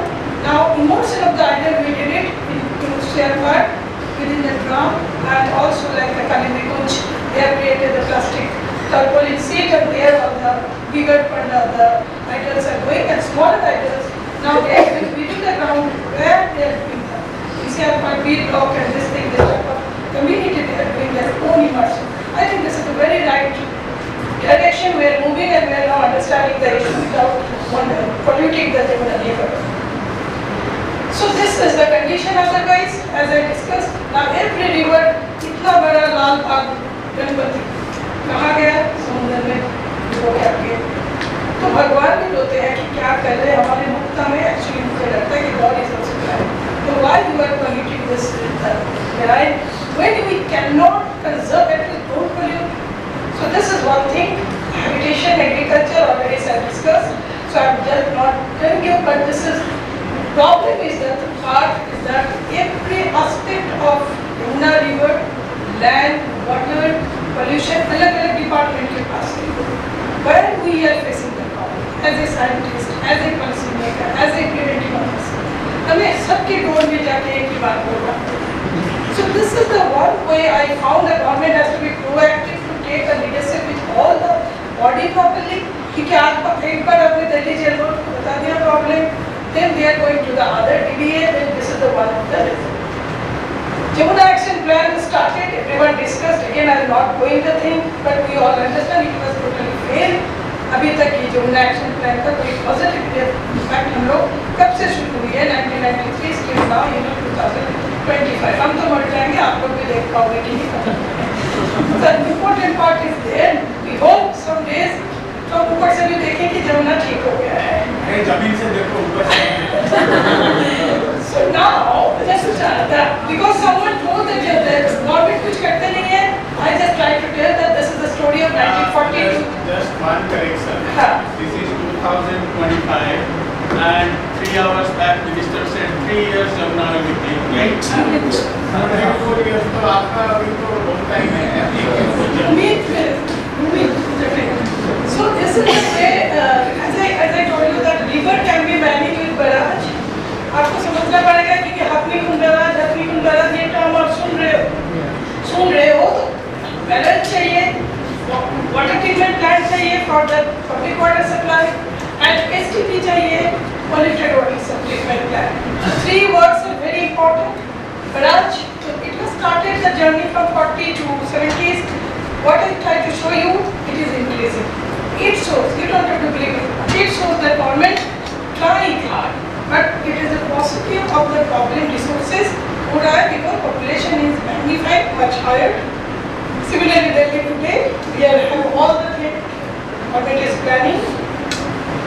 But the important part is there, it's not the planner and the policy maker, downward movement. That is the result that only we teachers can do or educator can do. Because policy maker to implement करके छोड़ जाएंगे, अभी तो बात ही नहीं. हमको जो है हमें सारे अपनों के साथ चलना है. We want your hands to with us that what do you see and browse, do action. मैं browse and see के बाहर जाना चाहता हूँ. आप लोग ये मेरे फोल्डर है, रिक्वेस्ट है, आप एक्शन करो. कहीं जाओ तो आप इसको जीवन चेंज बनाओ, समझाओ. तो कहीं पर वेस्ट मैनेजमेंट में आप करोगे तो river can definitely get some benefit out of this. Responsibilities of the all authorities we are discussing, so they are all their part of the thing because already court is making very serious with the Delhi Jail Board because drinking water is not in quality, we all know. So just find out so many bodies.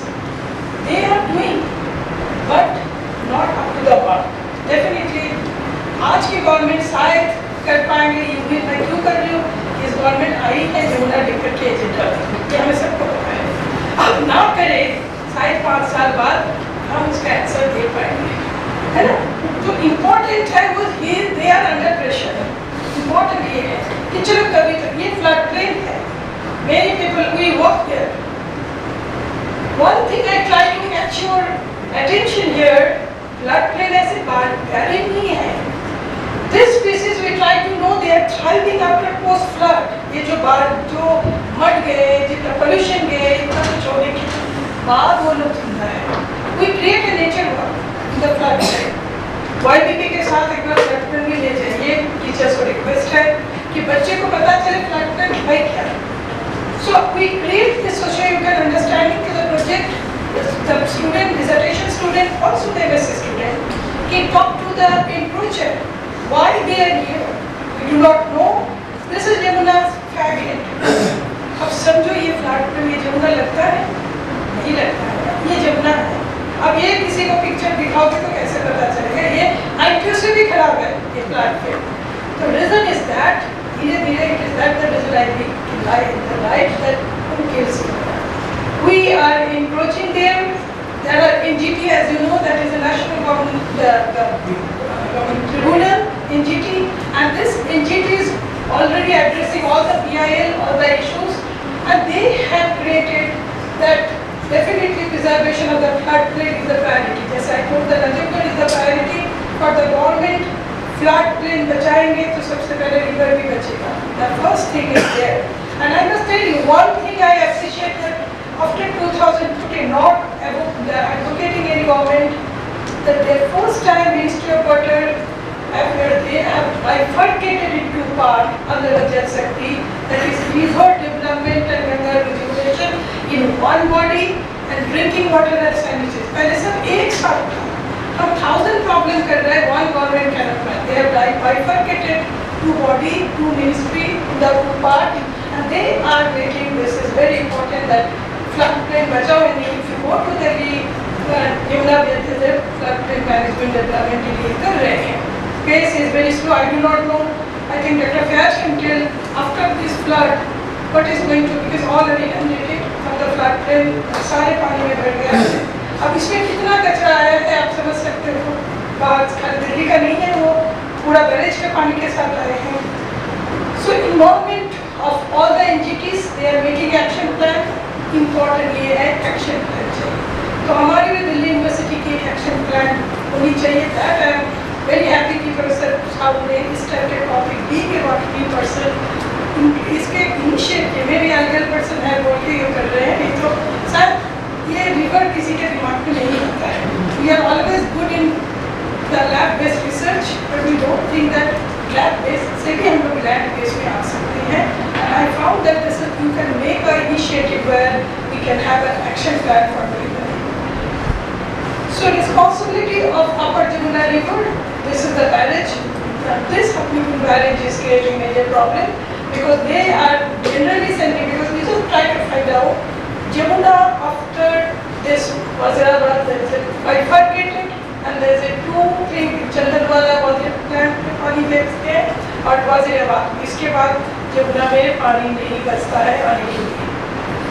Exactly, this is the biggest problem. I am not talking about the monsoon one, pre-monsoon one. तब कौन पानी देता है Yamuna की? सारे drains. So once we are having, now they have extra पानी तो हाथी कुंड से आते हैं, पर वो अपने बचाने के लिए कर रहे हैं. वो पानी देने के लिए नहीं कर रहे हैं. वो उस टाइम पानी ज़्यादा छोड़ते हैं तो हमारे Yamuna कटे. अभी हम नहीं मिलता है तो सारे ड्रेन से हमने Yamuna बना रहे हैं. So you have to think STPL is the major important part of this thing, and DDA is there. They are making different mapping and effective thing and floodplain management. MCD is all there because responsibility MCD को दिया गया है. अब झगड़ा बीच में चलता है, DDA बोलते हैं MCD को, MCD बोलते हैं DDA को. I am not going to that part, but these are the inter-body problem responsibility. Haryana एक और है और इंटरेस्टेड. अभी तो गवर्नमेंट सेंसिटिव होंगे तो प्रॉब्लम नहीं है. अब जैसे देखता है गवर्नमेंट से नहीं होंगे तो पहले के जो हुआ वो प्रॉब्लम चलते रहते हैं. So UP is also there. They are the problem. Now I am showing you the real picture. When we are surveying the people in the floodplain, they are so rigid. They all have houses in their own native place. I am telling you, they are not homeless like the Banjara आप देख रहे हो. They are all our student of women people in our studies have created one documentary for them. Just I tried to give from internal assessment documentary बना उसको लेके. तो बच्चे को जब बैठ के बात किए, सबका घर है बुंदेलसर, नहीं तो अपने बिहार में, नहीं तो बंगाल में, पर वो 40 साल इस जगह रह रहे हैं without doctors, without facilities. So they are, because they are working on the Asian village, the houses है वहाँ पर नौकरी करते हैं. They are so busy they do not want to do. Right now they are actually, government is rehabilitating them on the flyover. So this is the floodplain area. Government has created Zone O. This Zone O is the entire floodplain area. Now government has to manage this thing. This is a very task because wherever there are human beings encroached, कुछ तो आ ही जाएंगे human rights वाले. तो आप समझोगे तो ये भी एक social issues है. But then we have to move these busties and this type of people, give them alternative to move around this thing, and they are mostly from these places, and ultimately they are creating major stress or anthropogenic stress there on the platform. मरे हुए इंसान को फिर मार रहे हैं. Already मर चुका है river, उसको फिर से मार रहे हैं. These people are there. So first thing target should be there.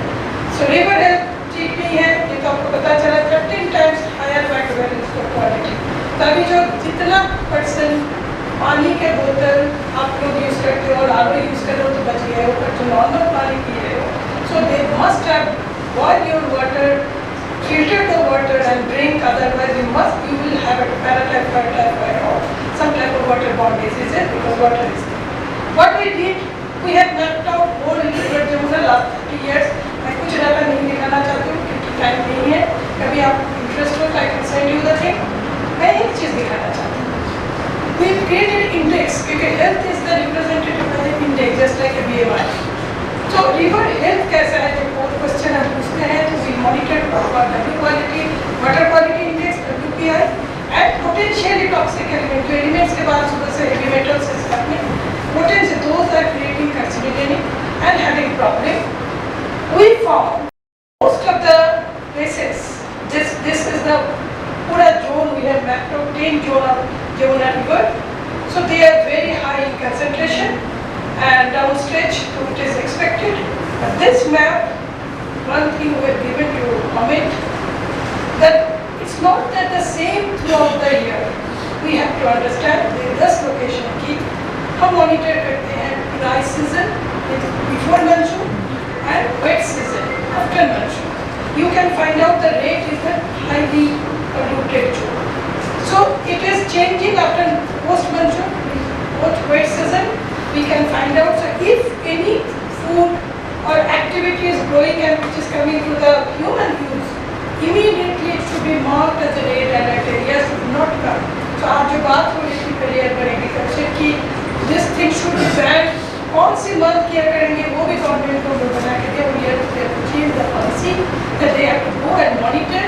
We told them that if you want data, because this is our everyday's work, but you may be one of the work needed during the election time. For us, it is our रोजी-रोटी है, तब हम तो आपको दे देंगे, हमें कोई problem नहीं. So we are supporting government in that point. So we can make this location and that thing. So this is one part that generates that river Yamuna should be monitored for and should be public. But we are here together to discuss. पहले आप जब भी करते हो sir बच्चे हो, पर आप ever हो कि आप उसको कंटिन्यूट ना करो, आप दूसरे को समझाओ कि ना जाए इमर्शन करने, गणेश हो कोई भी भगवान चाहते नहीं है गंदा पानी में डूबने के लिए, इसका ऑल्टरनेटिव ढूंढो, नहीं तो छोटा ढूंढो, मिट्टी का करो, दफना दो. So this type of activity, this आप समझ जाओ, वो भी बहुत बड़ी बात है. प्लास्टिक मत थ्रो करो, कनाडा का लेट्स मत करो. We have created this thing, nature trail for the student. I think every college should do something Yamuna और भी अच्छा चले along with YBP, so they will understand YBP is a reclamation job. And I want to see the problem. अब बीमार नहीं तो देखोगे तो अच्छा कैसे देख के पता चलेगा, आपको बीमार भी देखना है.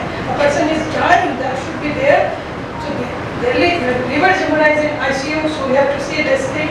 So my last thing that if we are not protecting this part, so definitely our own day, so we have to face the consequences. आज जो चल रहा है, मैं जानती हूँ because we are researcher. हमारे लिए रिवर Yamuna आज की स्टडी प्रोग्राम नहीं है. I'm 30 years इसकी डाटा मेरे पास है. I'm giving the government and I'm not lying. I'm giving every data I'm giving because I'm in this fag and I don't need any data anymore. If government can come out some policy changes for the back data, that will be helpful for me. But ये होना था. जैसे air pollution भी जब हम काम शुरू किए थे सबने हंसते थे मेरे ऊपर. आज एयर पोल्यूशन कमेटी में मुझे बैठा दिया है, बात बैठाना नहीं, बात है कि मेरे सुनने की बात आप सुन लेते हैं तो प्रॉब्लम नहीं होता. So this is the thing, this is the high time, should not be ignored. Any discipline you are, it's not about individuality, it's your survivability. Thank you. So I quote this thing that is most persistent and after.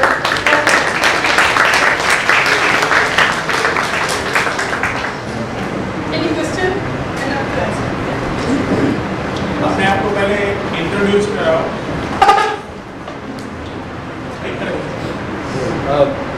I'm Himankar Gedi, a botany student from Kirorival College, bachelor's. My question is, you talked about government working on other drain. Recently, I've also noticed that plastic and solid waste scavengers to surface level, such machines have been on the Sahib River as well as the Yamuna River. My major question is, that the STPs that we're saying कि हमें बनाने चाहिए and जो already है वहाँ पे, majority of the STPs are so overburdened with the kind of pollutant waste that is coming into them कि वो उसको treat ही नहीं कर पा रहे, या तो infrastructure ठीक उतना नहीं है या फिर उतनी capacity नहीं है. Majority of the waste is just diverted into the river again. Also जो sewage जो हम natural storm drains में डाल देते हैं, जितना भी अनरेगुलेटेड स्विच जो ड्रेन्स इसलिए बनाई गई थी फ्लड प्लेन में उस पानी को निकाला जाए, रेनी सीजन में निकाला जाए, उसमें नहीं निकाला, उसमें भी हम स्विच डाल रहे हैं. All of these things, how are we planning to mitigate that age in us and not just ये एक बात बताओ, you funny know, who is dumping? This is the thing that is morning we are telling. Who is dumping? We are. So if there is a problem, we are the problem. Government तो problem है ही. अब कोई भी government आपके साथ government change होते जाए, you cannot blame the person. To shed light on sustainable water and nutrient management of the Yamuna River, we are honored to have with us Professor M. Raghuram from the School of Biotechnology, Guru Gobind Singh Indraprastha University. I would now like to request Raghuram sir to deliver his talk. Agricultural Society and the University of Agricultural Society. As a plant biologist, it's always a pleasure to come to the University of Department. This is talking about your board visit.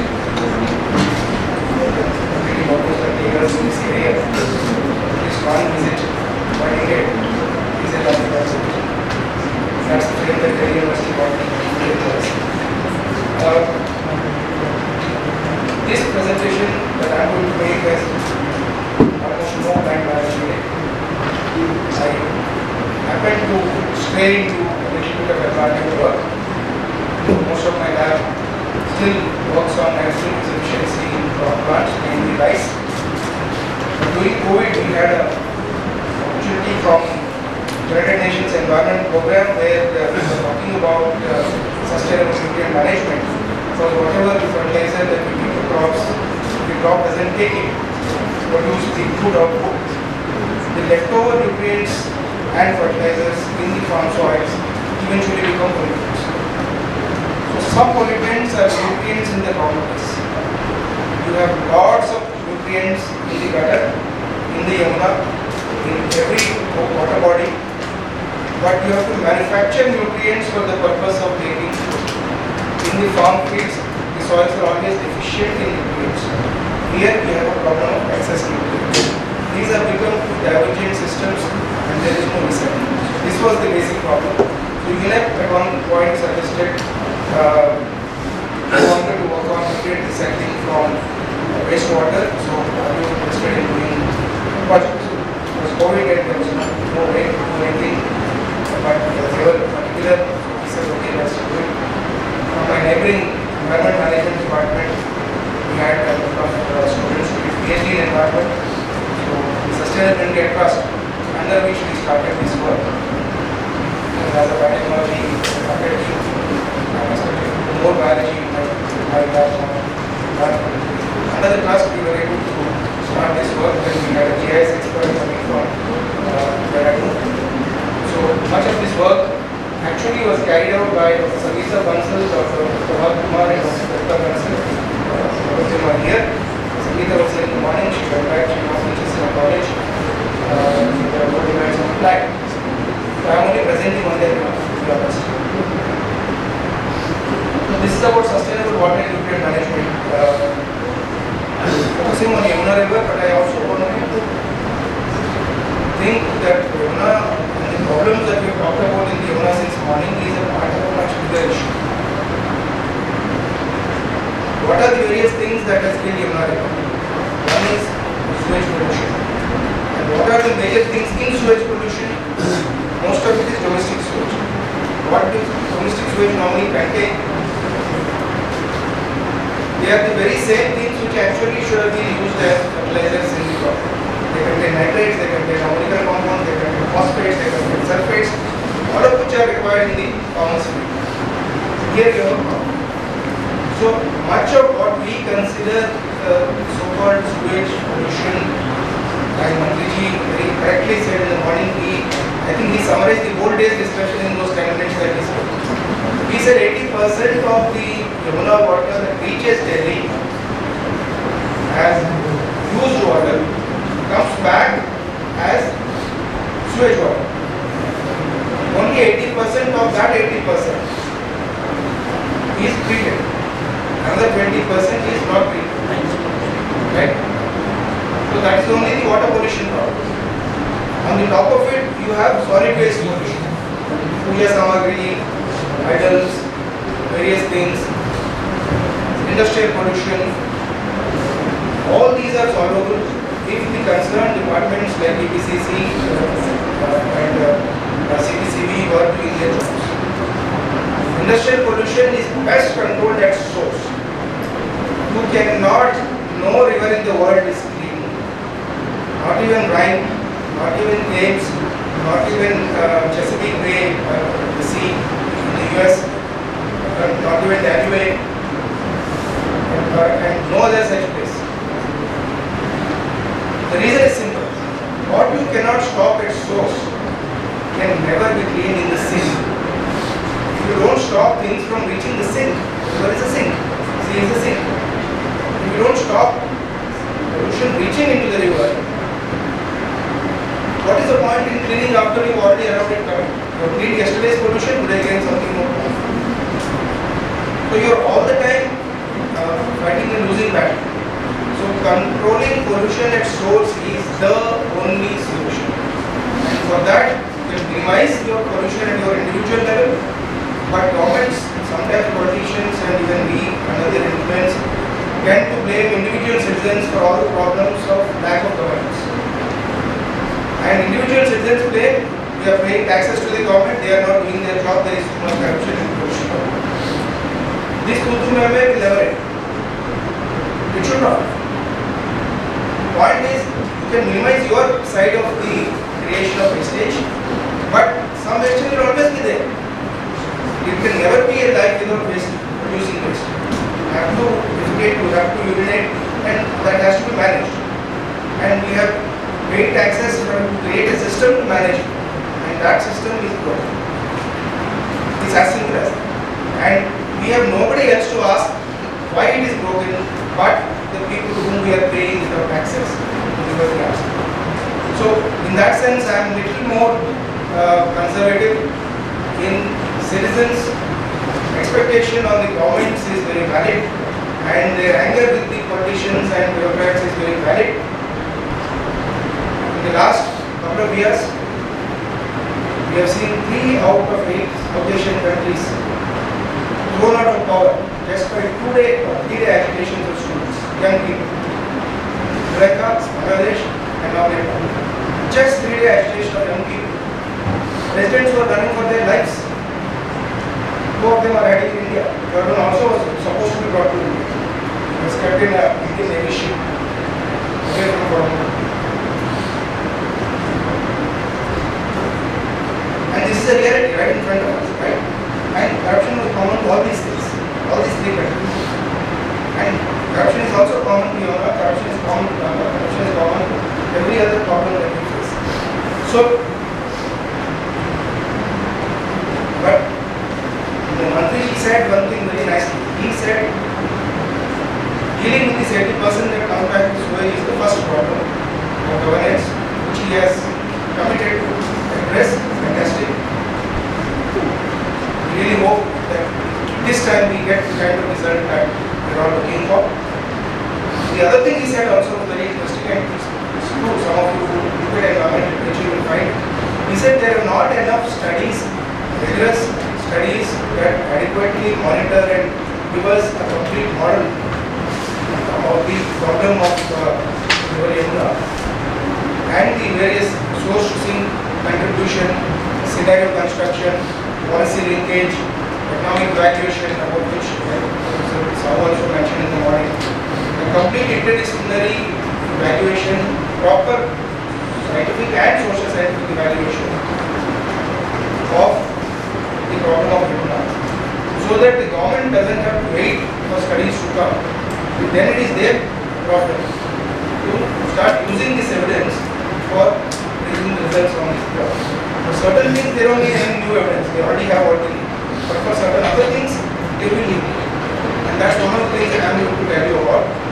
We have, because he said 80% water comes back as sewage. Sewage treatment is central to the problem of rejuvenation of river systems.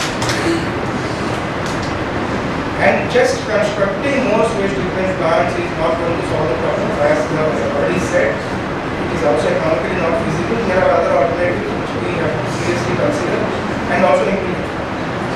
But I will show you data today, just in case there is not enough time and I skip to a few slides in the end. I want to make sure that at least you know beforehand what I am doing. We have data to show that the functioning of the existing 35 sewage plants in Delhi itself is very inadequate. 3 more are under construction. We will probably need another 50 more. We have to have one MLD, one sewage plant per MLD, and we have 1000 MLD to deal with. Either you should have 1000 plants of 1 MLD each, or a few, maybe 100 plants of 10 MLD each. We are still only at 35. But simply increasing the number of treatment installed capacities is not a solution in itself. You find a big compound with gate pass, none of you will be allowed to enter because environment science always brings bad news. And governments are always very touchy about bad news. Government will not and did not tell how many people died during COVID. Not even how many doctors died during COVID. Ask Indian Medical Association, they have data with their registration card. You cannot practice without registration in India. Registered medical practitioner, RMP. They have the data of how many of their members who are RMPs died. Government doesn't accept. WHO gives data how many millions of people are dying every year due to pollution. Government will not accept. You give data on government will not accept. Governments are doing for good news. But some branches unfortunately can never produce good news. It is not the problem of the branch or the scientist or their political affiliations or convictions. It is the nature of the work and the kind of country or kind of environment situation in which you are working. If you happen to be working on air pollution in Delhi, tell me how on earth do you produce any good news? If you happen to be working on river quality in Delhi, tell me how on earth you can produce any good news? So science does not work on who expects what kind of news. Science works on what is the hypothesis, what is the experiment, what is the result, what is the interpretation. Interpretation किसी के लिए अच्छी news बने, किसी के लिए बुरा news बने, हमारा प्रॉब्लम नहीं। हमारा hypothesis सही हो, method सही हो, result incontrovertible हो, वहाँ तक हमारी responsibility। आगे की responsibility सरकार उनको अपना काम करना है, हमें अपने काम करने देना है। Another problem that we face in this country is a lot of studies are never done because there is no system of funding such studies.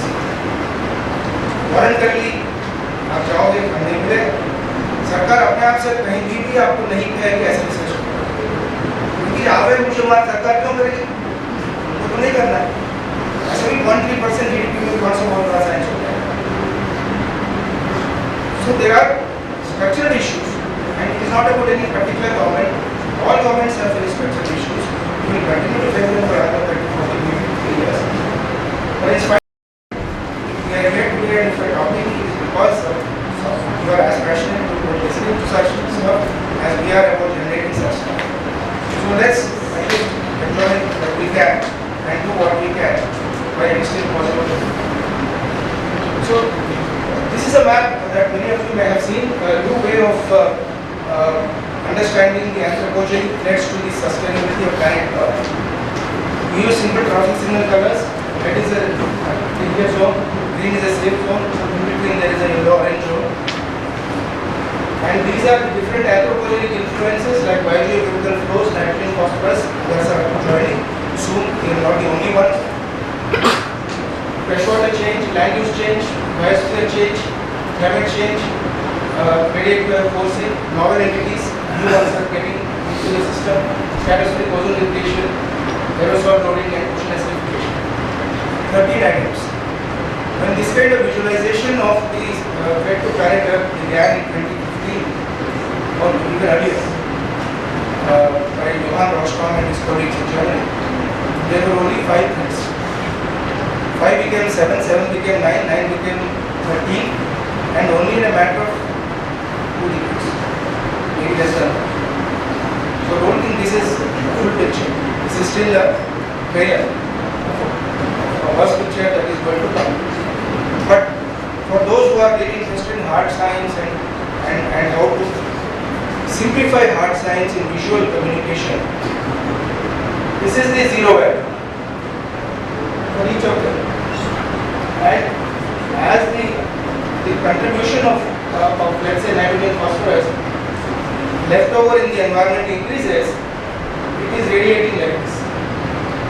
So from center, zero value, highest value is 0. So all the highest values are equal.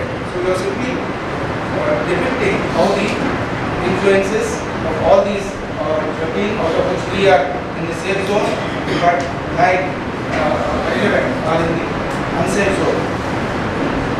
You can quarrel whether this line should be here or here, or whether this should be here or here, but by and large nobody says that the trend is a problem. By and large this is the trend. The anthropogenic influences on the planet are growing, nobody quarrels, and many of these influences have crossed the self-sustaining or self-repairing ability of the planet Earth. Nobody quarrels on that. So some species that disappeared will never come back. What is gone forever. Some are struggling, and some are becoming invasive. And the disappearance of some has spoiled food systems. So it's not just disappearance of a species, but also the balance of species and ecosystem, which changes prey-predator relationship, which changes the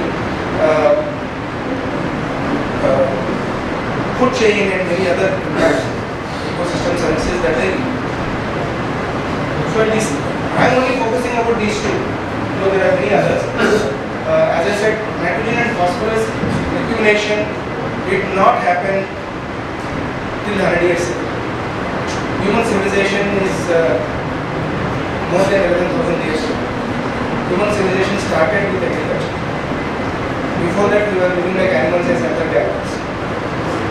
But agriculture was a major impact on the environment. Humans actually started manipulating certain species, growing and changing land and all that. Still for 10,900 years, agriculture survived without maybe serious threats to the planet. It is only since the fertilizers came 100 years ago that the cropping systems have undergone some kind of irreversible change. Legume-based rotations have started or shifted. Now you go rice wheat in Punjab and rice in South, as if you don't need dal. Some dals are more expensive than chicken. And these dals are coming from where? Shameful for any Vishnu aspiring country. Morocco, Burma, Indonesia, Canada, maybe I don't even know Kenya or Ethiopia. These are the countries that are feeding us protein, we are feeding Africa. Alright? In a country which is only worse than Sub-Saharan, only next to Sub-Saharan Africa in protein malnutrition. And in a country which is the world capital of diabetes and pre-diabetes as we speak. So in a diabetic country we produce more starch. We take pride in exporting the largest amount of rice in the world, even more than China now. They have learned their lessons. They have. And they are importing that from all those unnameable countries. So this is part of a much bigger problem. Anthropogenic influence, fertilizers, changing cropping systems, all changing nutrient cycles. Crop use efficiency of all nutrients, whether nitrogen, phosphorus, is less than 30%. What is the fertilizer subsidy in India today? More than 2 lakh crore per year. Urea alone costs 1.5 lakh crores per year to the raw. That is 90% of the market price. Farmer price another 10%. Just 15,000 crore. farmer harvests only 30% of the urea right in the field as rate. That means 1.5 lakh crore की government की subsidy में 50,000 करोड़ की लगभग recovery होती है। 1 लाख करोड़ की सरकार हर साल पोल्यूशन करेगी, literally pollution of water, pollution of air, and that will connect us. I am only speaking of India, but it's a much bigger problem, global problem, which we cannot run away from. So as fertilizers, nutrients feed the world, but they can become pollutants if they are in the wrong place. And nutrient pollution of air, water, soil affects biodiversity, climate change. And now we call it a triple planetary crisis because change in air and water pollution can change biodiversity. Change in biodiversity can affect agriculture. Change in these two can be worsened because of climate change. And some nutrient emissions like nitrous oxide, there are also greenhouse gases. So some nutrient pollutions contribute to climate change, and climate change contributes to worsening of some agricultural issues. So these three have very close interconnections. So the combined effect of biodiversity change, pollution, and pollution, air and water pollution, is what is now called by United Nations as triple planetary crisis. We have no time to address each of them one by one at our own speed pace, because many countries, including India, have for decades argued in the United Nations, we are a sovereign country, we have the sovereign freedom to do nothing. We will do what we want to do when we decide to do, and you are nobody to tell us what we should do. And we survived with that logic till 2000. Because Millennium Development Goals gave every country the sovereign right to do nothing, which was thoroughly exploited by us. But when MDG became SDG, that right was gone. We squandered it by doing it. Now every country has to give in writing every year or 2 years a nationally determined commitment called NDC. It is a voluntary commitment, but it has to be non-zero. So right to do nothing is gone, right? Duty to do something has come. What is that something you define? You say 1%, 10%, but meet it. That is why we have to go and say net zero by 2070.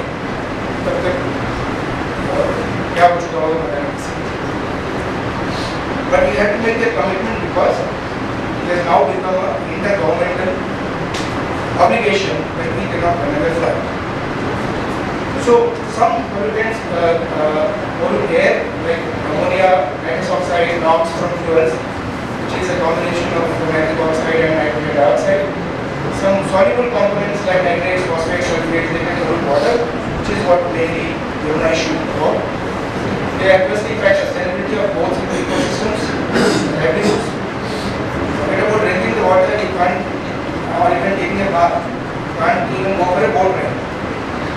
Or just take a walk few meters away from Yamuna, उतना भी नहीं कर सकते.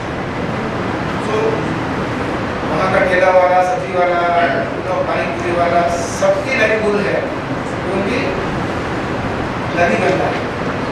Not only your life is important, the whole ecosystem supported, livelihood supported around. Fishermen cannot fish in Yamuna because there are no fish. Many people talk about. Please remind me if I miss this point taking the open session take now off because I am not presenting it here. Also data. Riverfront development projects require serious public discussion. Very, very serious public discussion. Alright?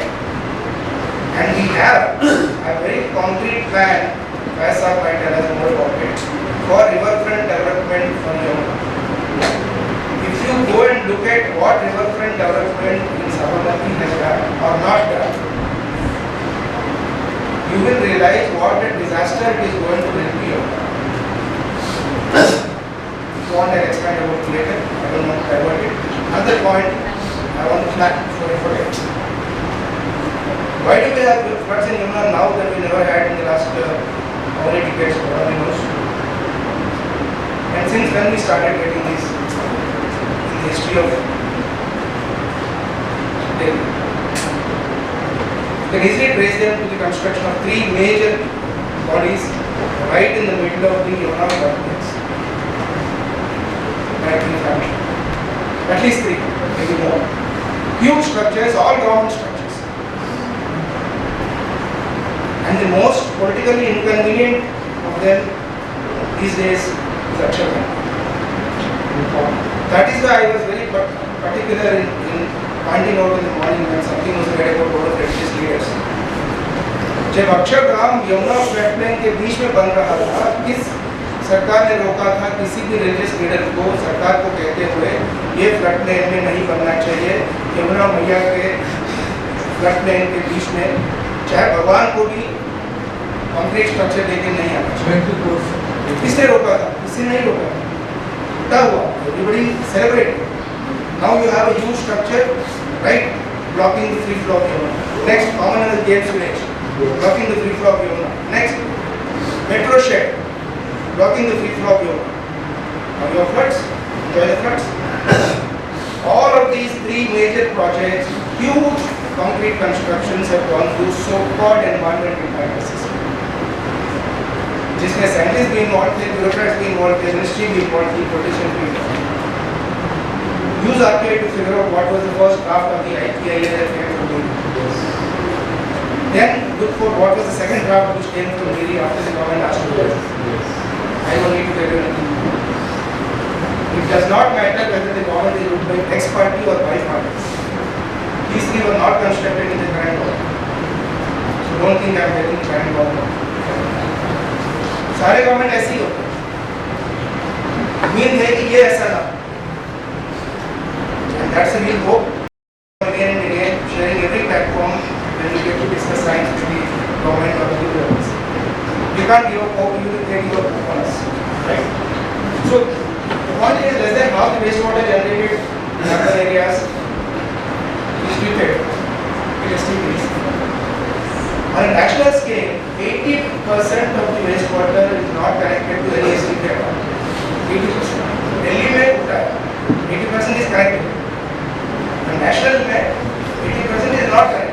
So our installed capacity of treatment nationally is only 20%. If you calculate all the nitrate phosphate present in all these water all over the country, statistics are available. It is equivalent to nearly half of the entire fertilizer requirement of India. That means it is equivalent to almost 1.5 crore. 1.5 crore worth of fertilizer are going over by not taking and capturing and recycling the nutrients from the waste. It is not just some ganda stuff that is going into Yamuna and spoiling Yamuna. It is actually gold mine. If you know how to recover it and use it, you could reduce carbon emissions in media manufacture. The wash process is not the most environmentally friendly process. You could save government money, 1 lakh crore, 1.5 lakh crore subsidy. And you could give farmers more choices. So many win-wins benefits will come around just one thing. Restore circular economy. Bring back the nutrients where they are. They should be in the gutter, they should be in the farming system. And there are ways to do it, and I will show you examples. So the recovery and reuse of nutrients is important for sustainable development, and these can be recycled from both soil and liquid waste. Manure and urine were traditionally recycled before the revolution came. After that, people stopped. तो crop farmer cattle नहीं रखते क्योंकि tractor आ गए, और cattle farmer crop नहीं उगाते क्योंकि वो शहरों के आसपास है जहाँ जमीन बहुत expensive. They have to buy grass away from the village. They don't have land to grow crops. So green and white revolutions have gone in opposite directions. That was another structural problem that has added to the nutrient crisis. And of course, some of them have got a lot of government attention. India is one of the signatories to all these 17 SDG goals shown here by the Food and Agriculture Organization. How all of them are related to food system and agriculture, land use change, etc. But at least 6 of them targets are more specifically related to sustainable nutrient management. Target 2.4, 6.3, 14.1 on water quality, food production and marine environment. Yeah. India is one of the global hotspots for nitrogenous pollution. I'll just give you one example in which we have done most of the work, but the same would be true for phosphorus pollution or sulfur pollution. This is air pollution, may not be relevant for Yamuna, but you can see the darkest color is also found in India in the World Bank in all 3. nitrogen dioxide, NOx, nitrous oxide, greenhouse gas, 270 times more powerful than carbon dioxide, and ammonia down here. This is the water pollution, inorganic nitrogen, organic nitrogen. You can see the red spots both inland as well as in the coastal region, and the organic pollution, which often leads to green tide, red tides, and brown tides due to pollution. We in India did contribute through the Indian Nitrogen Network competitive scheme where UNEP invites 10 documents on different things threatening the planet. We submitted one on nitrogen. 5 were selected, including nitrogen, that was published in 2019. Same year, through the government of India, we were able to bring out the United Nations resolution piloted and led by India and unanimously passed on sustainable nitrogen management. It was later followed by Sri Lanka, which added more details on how to implement it. So South Asia is actually the most happening place for bringing global attention to sustainable nutrient management, led by India and Sri Lanka. In fact, at the end of this year, we might have another resolution on sustainable nitrogen from Pakistan. Right? So, whatever politics might be, out of all the 192 plus countries in the world, 3 countries go to United Nations with sustainable resolutions on nitrogen. All 3 are neighboring countries: India, maybe Pakistan, or Bangladesh. More recently, we did South Asian nitrogen assessment. Indian nitrogen assessment was already published in 2017. This is coming out in 6 months in the University Press. In 2026, 78% of all nitrous oxide comes from agriculture, 86% of all ammonia comes from agriculture, and the waste still contributes importantly, 3% here, 3% here, 7% there. So,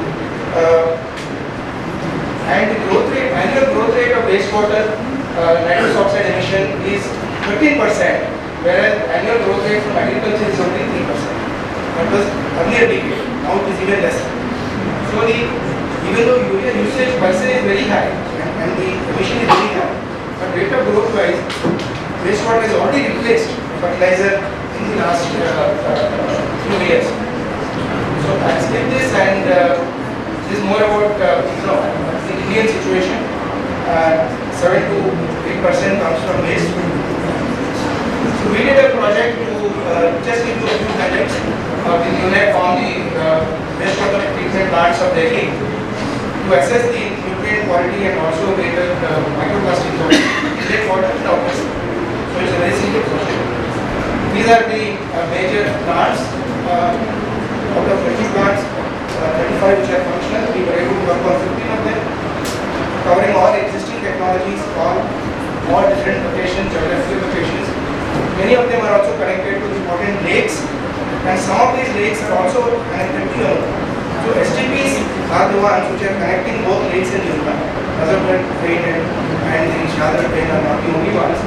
So therefore, there is a direct link, as pointed out by the Mantriji, between the lakes and the Yamuna pollution. So without addressing the functioning of them, we cannot really address the Yamuna pollution. So this is the quick highlight of what we have shown. Various STPs and the nitrate, phosphate and ammonium, monsoon and winter, 2 seasons, 23-24, over 2 years, and then the lake health by the same NEO, PDS, nitrate, phosphate and ammonia. So using this data, we were also able to make the ecosystem health card. So just to say that this expertise is available, and we have the actual grading from 23 to 24. Papankara Lake has moved from D to F, failed there. Right? Nazarpet F always, Virikalan F always, and at least 2 of them are connected to this. These are various reuse practices, unsuitable for most reuse practices. You don't have to read the rest. Videos are polluted and this is microplastic. There is seasonal variation, but there is tremendous amount of microplastic pollution happening. This is solid waste in Yamuna and all the rainwater through the STPs. Alright. So finally, I I can skip this. One last, maybe half a minute. Technologies are available. This is a particular recently patented technology, process technology from Sweden on recovering ammonium from STP sludge liquor and phosphate from sewage treatment plant liquor.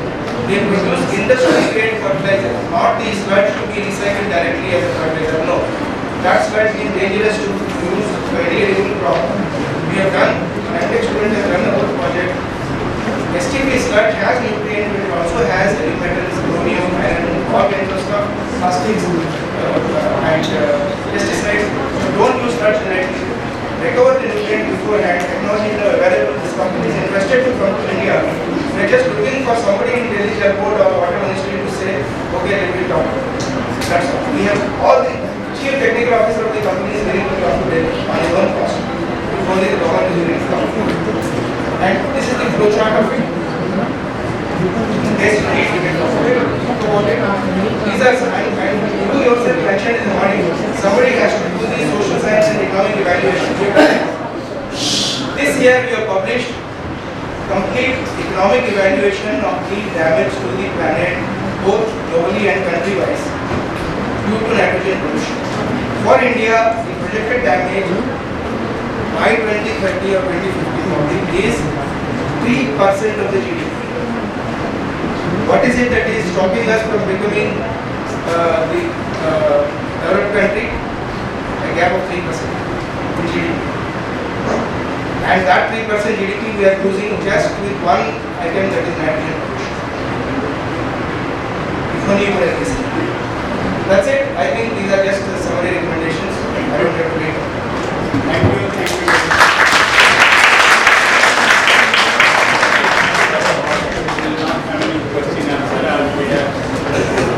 You are going to smile.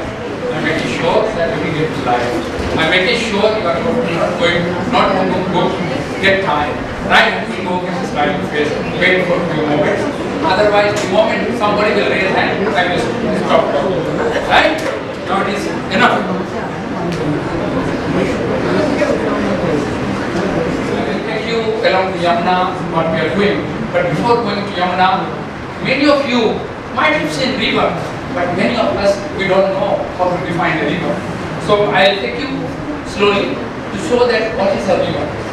In a simple way, if you look at river, it represents an important landforms. When you look at landforms are rocks, soils which we never respect. The Himalayas, the ocean, the hills are landforms. But when you look at the,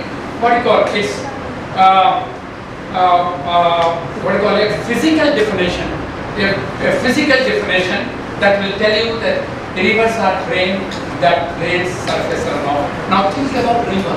You are without rivers. There is no river in your surrounding. What will happen? You are drowned in your own sewage bundle. There is no land left. What you get is sewage. What you get, water all alone. What you get, ocean, nothing else. So now look at the importance of river. The river is not simple. It is not a pipeline. I will let you know further. Further, when you look at river, it's a system of natural water course. Originates from glacier, a small droplet, and slowly with the help of surface runoff becomes a huge river in plain. What are the functions of a river? River is not a place to worship alone. River is not a place which gives you drinking water alone. River is not a place which provides you livelihood. River is not a place which wash you. River is not a place which gives you a statue. River is a mix of all these things what I have written.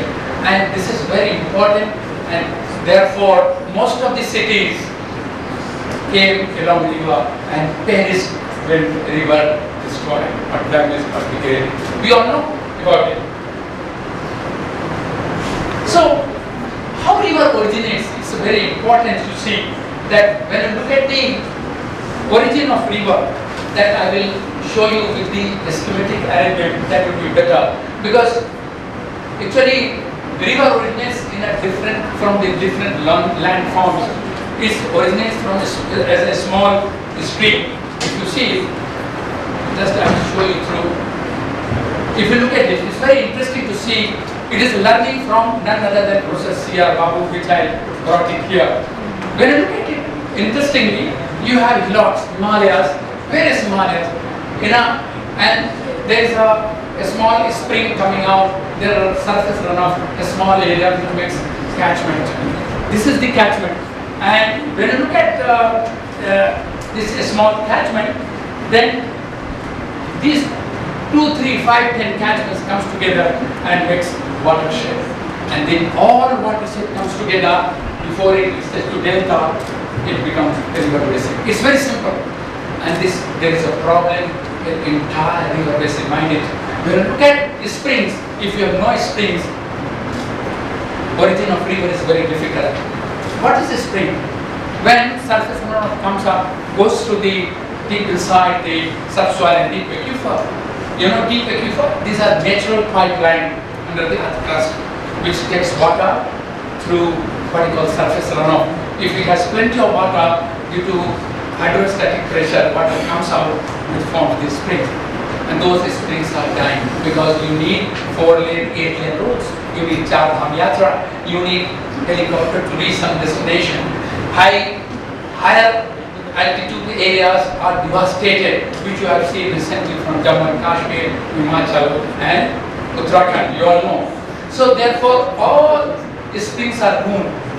So what will happen if there is no spring? Your catchment is reduced. The small streams, the surface runoff which makes a small streams are dead. So therefore getting bigger river is very difficult, or big river like Yamuna has mega water.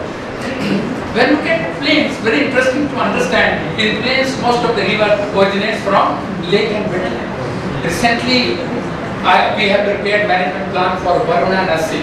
Do you know Varuna and Assi river? Varuna and Assi river comes together and makes Varanasi. Have you heard about it? And both the rivers are almost dead. I personally went during COVID, covered about 5 districts and seen that how Varuna originates from a small wetland. Assi 8-kilometer rivers originate from a small water body, but both are dead. This is very interesting to see this jungle. You have seen, you have a water, rock, air, plants, which makes ecosystem.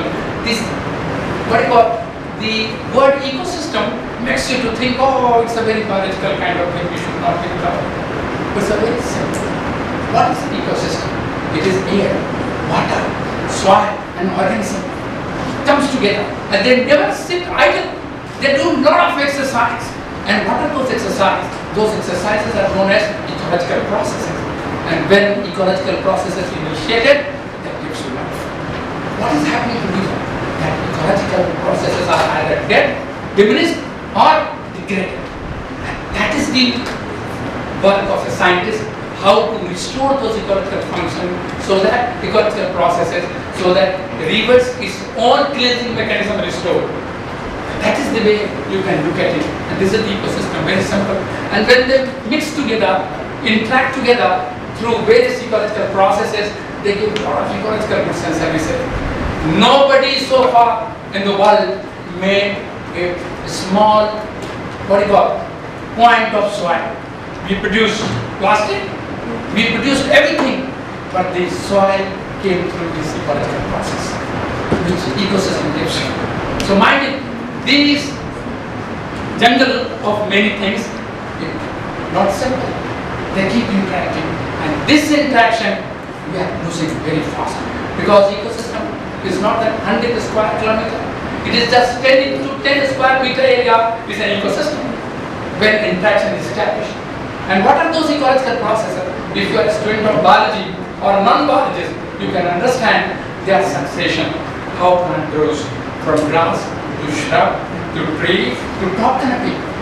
Right? The biogeochemical cycle, how the plant dies and comes back to soil. Right? Evolution. Right? All these things are ecological process. So until unless you establish the ecological process, finding solution is very difficult. You see how these ecological processes gives you various kind of landforms which support a lot of life. And as I said, small springs comes out many springs and makes a big river. And in plains, how river flows? It comes out from a lake surrounded by agricultural field. So what's the problem? Madam has narrated the entire story. Most of it is converted into sewer. Many springs dry. Construction of large dam has created serious problem. And one of the problems recently we find out, you will be surprised to know that typical characteristic floodplain grasslands are dying. Why they are dying? Because they are being converted as a woodland of invasive species, that is Prosopis junipero. All across Yamuna and Ganges, I personally seen that due to construction of dam, why such thing is happening. And therefore, if everything is gone, then many diseases comes to the river, which creates serious problem. I tell you, river is not a pipeline, as I said. When I asked one engineer, sir, how do you say river? He said, sir, it's a beautiful pipeline, which takes water from one place to other place. Then I asked one real estate fellow, you know real estate? Who constructs building. Sir, how do you say river? He said, for us, it's an excellent place, we get sand and borders. Then I asked one economist, then how do you say river? He said, we get sand and borders, it's a marketable commodity, bottom and sell in the market. Then I went to meet Professor Babu, Professor C.R. Babu, former Vice Chancellor of Delhi University at the General College. I asked, sir, how do you say river? He came to mom. I said, I was such a senior professor. He said, no, I said, river. And after some time he said, I asked, the river is a living system. So today, the river is surviving through the perception of individual. What Mantri said, I don't know, but I did not listen, I did not know what is his perception, but everybody is the perception of river, I tell you. But river cannot be perception. The river is a system. River is a natural system. If you look at it, this is Ganges, there is a natural levees. You look at it, this is a river Yamuna. You have a a river channel, which is usually seen as a river. But river is not a river channel alone. You have a riparian zone, you have a floodplain, you have an upland, you have outside the upland you have a lot of land. So what is a riparian zone? A place which is kissed by this river water time and again, water comes and kisses that land. And that has a very specific kind of grasses like typha, phragmitis, many grasses comes there. So unless you restore those entire system, this ecological integrity of river cannot be restored. And saying that we will clean the river is a fool's paradise. The river will never clean. You clean the primary, secondary and tertiary drain, out of which there are many streams. As Madam said, Saibi river, right? So you clean Saibi river, not the river. River nobody can clean. So actually, sir has suggested about riverfront. I thought of sharing something. You know, for some, riverfront is a space outside the embankment of channel. That just outside the embankment of channel, but according to the NGT, it is outside the embankment of the river. For example, in Delhi, entire Yamuna is insulated by roads and embankment. Mind it, there is no natural levees. There are roads and embankments, right? If you are looking for any riverfront, that should be outside the embankment, along the road, along the embankment, not along the main channel. Mind it. Why? I will show you. Who will be benefited? I don't want to speak, read it. And I will show you the problem if such thing happens. Mind it, I am 55. I may survive for 10 years. But you see now, you will be surviving for another many years, and you will see that how further flood will create havoc in Delhi if this river front comes in its original form. You look at it, this is a river front. Patna river front.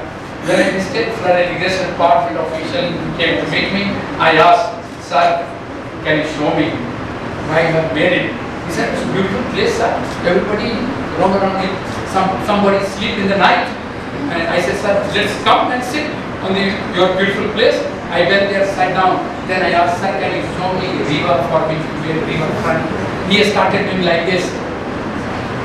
After some time, the first water he could able to show was nothing but sewer drain, you see.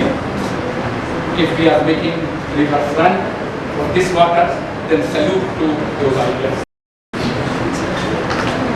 This is a river front. Recently, Lucknow Development Authority has called me, and I have seen beautiful river front, and all officials came, sir, you see beautiful river front. I said, where is river? There is only front. There is no river. Can you put your hand and take water and drink it? Can you put your leg inside? They started looking at it. This is another river front. Look at beautiful river front with palm tree. I never seen in my lifetime. I have seen many rivers that will sustain trees in floodplain. In active floodplain riparian zone, I never seen any tree. And you have a concrete jungle, which is known as river front. As sir suggested, every comment has a similar aspects. Power is almost same. You see the beautiful color, light, enjoying. So, you see, we have started thinking about it, and we have given new concept that even though you are looking for river front, you please think in a town which can be kind of nature-based solution. So it should not be concrete. So any riverfront development activity must take into account the cognizance of ecological sensitivity of the ecosystem. Unless you think in this town, you will only look at the beauty. And when I argue that what is beauty of a river, can you tell me? What is the beauty of a river? What is the beauty of a river? In my opinion, beauty of a river is clean water. When you have clean water, you have many fishes in the summer. The historical Gangetic dolphin could be jumping into it. The 30 species of fishes, the 8-9 species of turtles, all will come there. And that is the beauty of river. Right? People says, no, we'll put rose bedded, we'll put marigold here, we'll put beautiful, what you call benches, we'll sleep here, there will be a restaurant, we'll take tea along. The beautiful river, we call it mother. You are a young student, I do not want to pump a lot of knowledge into it. Try to understand, we call the river as a mother. Mother is ill, suffering, on ventilator, ganda kapda, everything is there. What you will do? You will take your mother on the top of your terrace and slowly you will push down. That is the same thing happening. Nobody reaches the river, as Madam rightly suggested, see the pain of that river, and that is the problem. So the best buffer we have suggested in terms of our part. So quickly I will go through it. You will look at the Delhi's Yamuna problem, encroachment in floodplain is a serious issue, solid waste dump, effluent discharge, silted wetland, and infestation of invasive species. You will see beautiful part of it is full of solid waste dump. It is an active floodplain. Please look at it. It's an active floodplain, mind it. And this is one of the floodplain wetland. River cannot survive until unless you have restored floodplain wetland. Look at the area. This I have taken photograph, and it is government supported encroachment.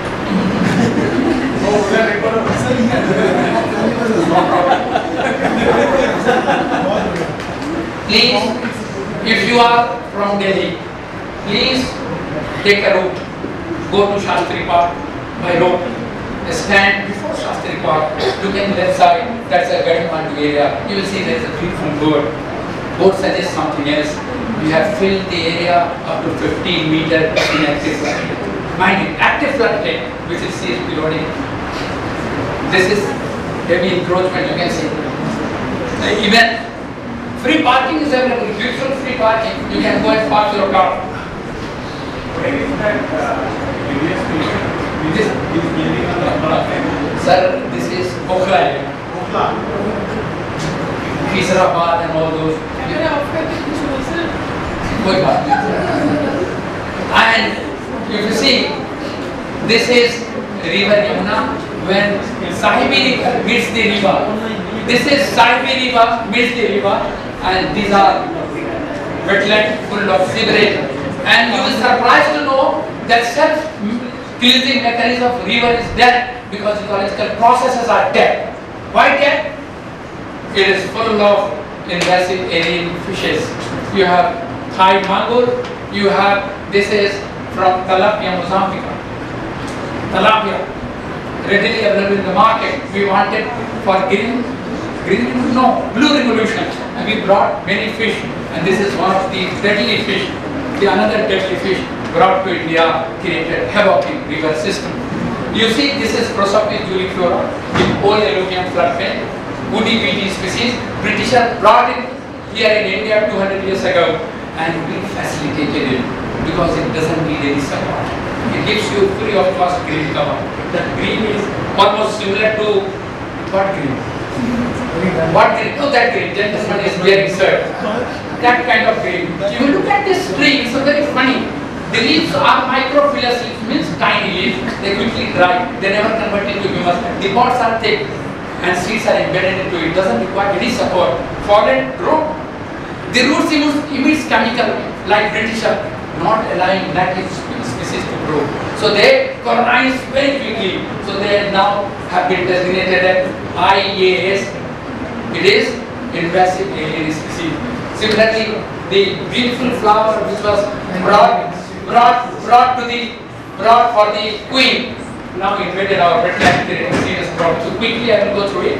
So what we need today is rejuvenate the river through restoring the floodplain, for which we need to apply the principle of ecological restoration. We suggest that you help an ecosystem for recovery which is degraded, damaged or even lost. It is based on sound ecological principle. We say we need to have a site.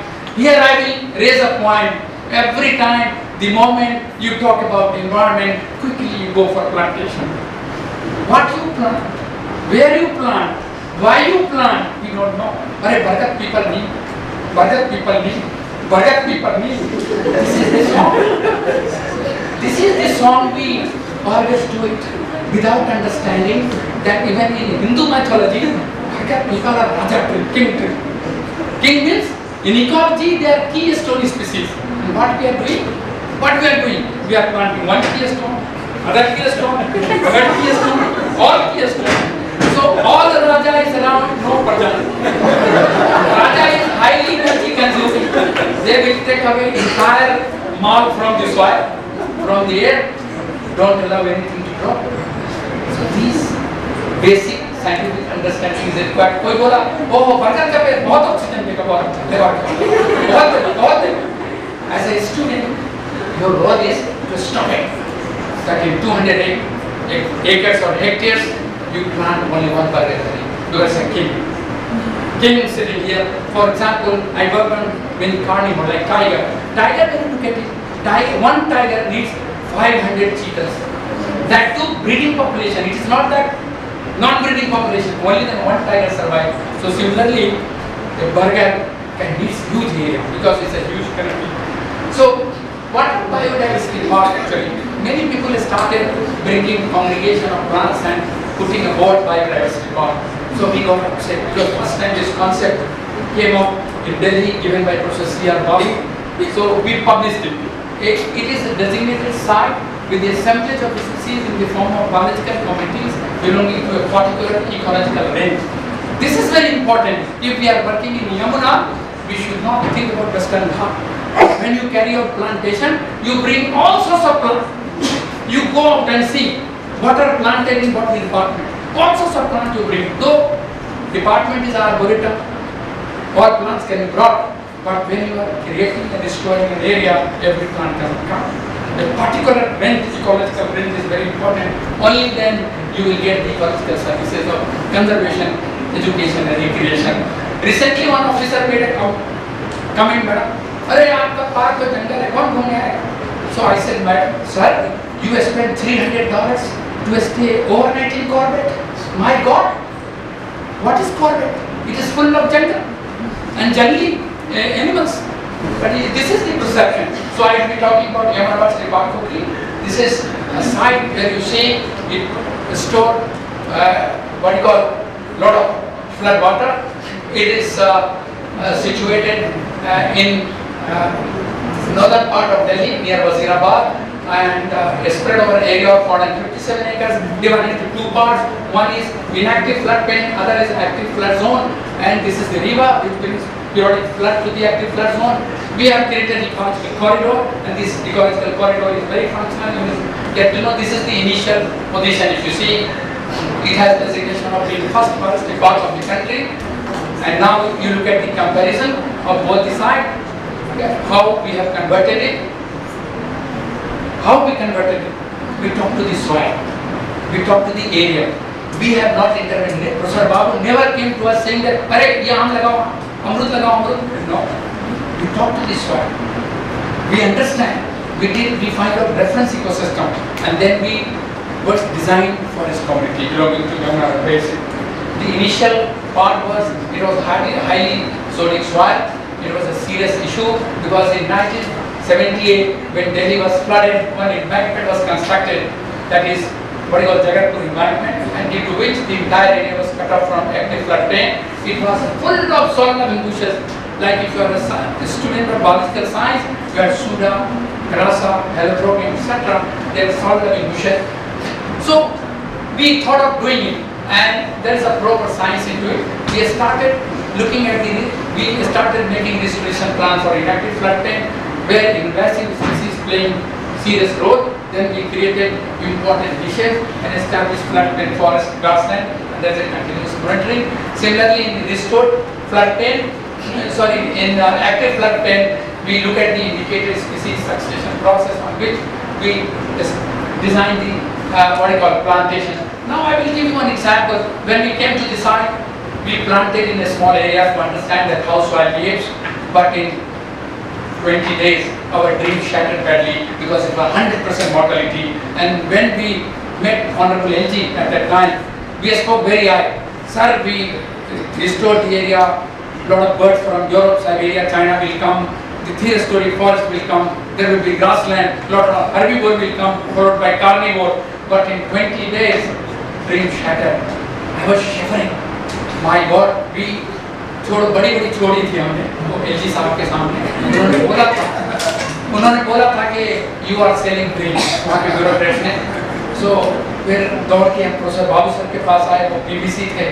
Sir ने बोला why you are scared, not finding anything, it's also very sir, you talk to soil, go and talk to soil.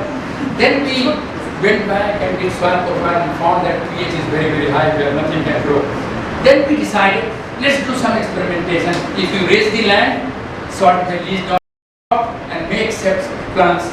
And therefore, looking at it, we had requirement of huge amount of soil. If you bring soil from somewhere else, you will create another ecological disaster. As well as it will cost a lot. Again, we tried seeing some of the indicators and we found type of phragmites suggesting that subsoil aquifer is very high. In other words, it was a wetland which has been silted. So we look at that indicator, we restore the area. You see now, the mud came out utilized to create mound. You will further see. We brought a lot of cypress species along it, typha and phragmites. We restored it. The characteristic Tamarix phragmites community of Yamuna has been restored. You may ask what we achieved by doing it. What is a grape? It's not a rocket science, but you will see. I'll further show you. This is the current status in 2024. You look at it, that is human habitation. You have restored you have restored community, and you have thank you. And what we got by doing it? There were many indicators. Historically, the black crown, beautiful black crown night road, which was breeding near Rajghat 80-90 years ago, lost. नाराज होके चले गए. Now, since last 8 years, every year in the month of April, May, we have thousands of birds breeding. This is the only heronry in Delhi where you see many birds, doctor and many other birds comes and breed, and this was one of the success indicators, biodiversity indicators, suggesting that the interventions we have done is going in the right direction. Without any experimentation, it's shown. Similarly, we restored the deep wetland of 7 acres, expecting that a lot of migratory birds will come, and birds started coming. Lot of ducks. You please visit in winter, you will see a lot of birds comes and stay for many months. This is the picture of that wetland. Wetlands are not only what you call place to keep water, but it has a lot of life. For example, if you see, there are 3 species of photomaster itself. You have Nila, Belsteria, Nymphoides, Nymphia, many species. and through which many other species sustain, and it makes it self-sustaining ecosystem. Because you are a student of biological science. Most of the student. तब तो मैं डर के बोल रहा हूँ, तब तो भारी बोलूँगा। Now you see, you must be knowing trophic structure. So until you address the trophic structure, and that can only be addressed through establishing ecological processes, mind it. Until unless you establish those ecological processes, making any system is functional is impossible. So we did it, and some of the resident birds started breeding. You can see the spot-tail ducklings going, swimming, enjoying there, and where you have a lot of water. These days, MCD and NDMC says that waterlogged area brings malaria, isn't it? But when you visit biodiversity park, you have plenty of water, but finding mosquito larvae will be very difficult. You may find some, but very difficult. Why? We have a biological control of mosquito. There are a lot of dragonflies. These are dragonflies, and they are damselflies. There are plenty of more than 35 species of dragonflies and damselflies. They are growing well, and they are feeding on mosquitoes. One of the stages of dragonfly and damselflies yards, the smaller one, it stays for 6 months into water. Voracious feeder of mosquito larvae. Must be knowing if you have a wonderful functional ecosystem which contains all these organisms and makes it functional. And you need not to worry about dengue and chikungunya and other diseases. This is the characteristics of water bodies. And mud came out after what you call desiltation, utilized to create these mounds. And when we created mounds, still there were a lot of salt. And then we tried identifying one of the grasses species. You will be surprised to know 4 or 5 scientists kept sitting around the border of Uttar Pradesh and Haryana after paddy harvest. Because TDS was very high, we tried understanding that what grows first, and the first grass came in that water was Leptoproma fusca. We were very happy. After 15-20 days, we brought that grass in the lab and understood that this grass has capacity to reduce pH from 10 to 7. Now look at the magic of this grass. 10 to 7. We further wait for another 2 months, then ask farmers, sir, can we clean your farmland? And we brought those grasses, and this grass has done a miracle in our area in reducing pH. And then we played over 125 so grasses. And when a lot of grasses came on the ground, we were surprised to know as a student of ecology, we have not seen that energy is flowing on the ground. Because you must be knowing how energy flows in the system. So how energy flows? Until unless somebody comes to eat it, there is no possibility. How will we bring it? Then we further surveyed Yamuna, and we found there were many pellets of one of these species, some of the mammals, and that was Indian hare. And that Indian hare loved Sporobolus. So we brought Sporobolus. Suddenly that Indian hare started coming in and started browsing on it. The first grass herbivore, you will be surprised to know, initiated by none other than grasshopper, followed by mammals. It's very interesting observations which we have documented. And today, this entire mounds, 10 mounds in the Western area, is a dense forest with wetland. Similarly, in phase 2, which is in active floodplain, which was very highly silted, full of weedy species, we restored the area. We created proper embankment, we played with slope gradient, we allowed flood water to come in. We started plantation in different way because we brought a lot of grasses. This is Saccharum spontaneum. Mind it, you have sugar cane. This is the mother of sugar cane, Saccharum spontaneum, which we have lost. And this was so essential for this area.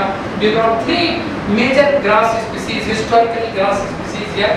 And suddenly in 2016, we put camera track and we found that beautiful hawk deer. The hawk deer historically was found in Yamuna floodplain in 1892 and 1912. Came back. And those are the indicators suggesting that inputs are in a different direction. You see, this is the large wetland of 100 acres where we store substantial amount of flood water. It is also seen as a offshore reservoir, and we have given a plan, the government of Delhi, that you can make such what you call offshore reservoir all along 52 kilometers, and you will resolve your 2 months water crisis in Delhi. Not easy to get it done. And this is during flood season. Such a resilient forest, you have a thick forest in phase 2, full of flood water, even the trail is full of water. Today, you will go, it is full of water. Water received from the flood plain, but no plant dies. But recently I have seen in newspaper that in many projects, all activities are buried under the sediment brought by poor river. Why river brought sediment? Because in our catchment is an aperture which I showed you. You look at it, this is normal season when you see this is the status of that wetland and restored grassland. These are different bird species comes there. This is a beautiful bird with red head, lipstick color beak, and it is known as red crested pochard, and it is so attractive. I tell you frankly, you are young people, you will get attracted young to that bird. It is so attractive. I tell you, it comes from Central Asia and Siberia. This is the way we started in 2007. We did it. Now look at the restoration in course. After 20 years of intervention, we came to conclusion that this is the way we look at the floodplain, Yamuna floodplain. If you want any kind of intervention, this is the process of breaking vegetation. If you don't do it, this is the what you call main channel, and from here itself you have people tree, and you have what you call bullet tree, and you have something tree. Madam has shown that those trees I surveyed those areas, gone. And this is the status you see, that is the river, this is phase 1, that is phase 2, and there are human habitation, and this is corridor. Quickly I am finishing it. And when you look at the trophic cascades, one fine morning we got phantom of the forest. Even today, since November, I'm not making noise. And you have various, what do you call, herbivores, and you have top carnivore, and enjoying this animal, enjoying. The government has put 3 cages to catch it, but it's very clever. I have already conveyed it. Protect yourself. And these are the birds which visit during winter. And using biological includes the scientists at Biological Park have been successfully restored floodplain for river rejuvenation. And such biological parks become ecologically resilient landscape with varying habitat types, water regime and altitudinal gradient, good contributing to adaptation through maintaining and restoring native plant community. You know how much time I spent? I put 3 hours in the morning. Why I'm telling you? When you speak. And I charge $20 per minute. You might not win. $20 per minute from international client. How much? $20. Now at least and any expenditure, I tell you, any expenditure, when you do government ask, are you earning? 50 रुपए का ticket लगाओ, 50 का ticket लगाओ. Any earning must be seen as investment because biodiversity in the life, it is insurance of life. Thank you very much for your attention.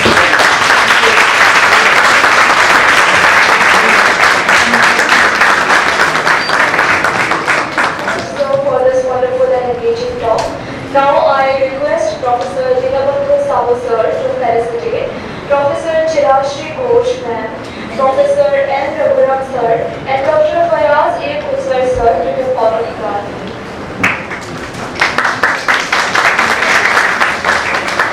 Sir, चाय के साथ biscuit. Biscuit सामने के lipstick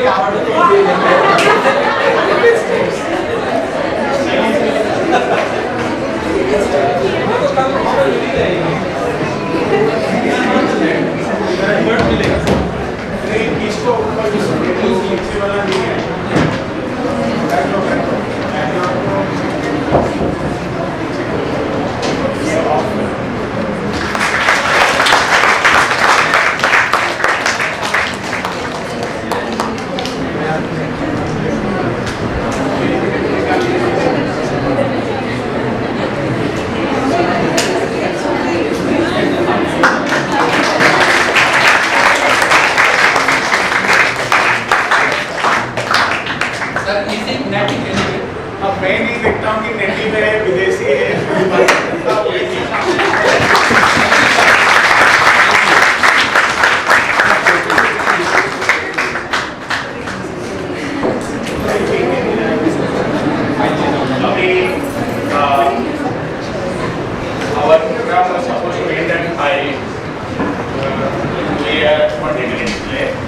we are not having any question answers because you have already got your answers to your questions.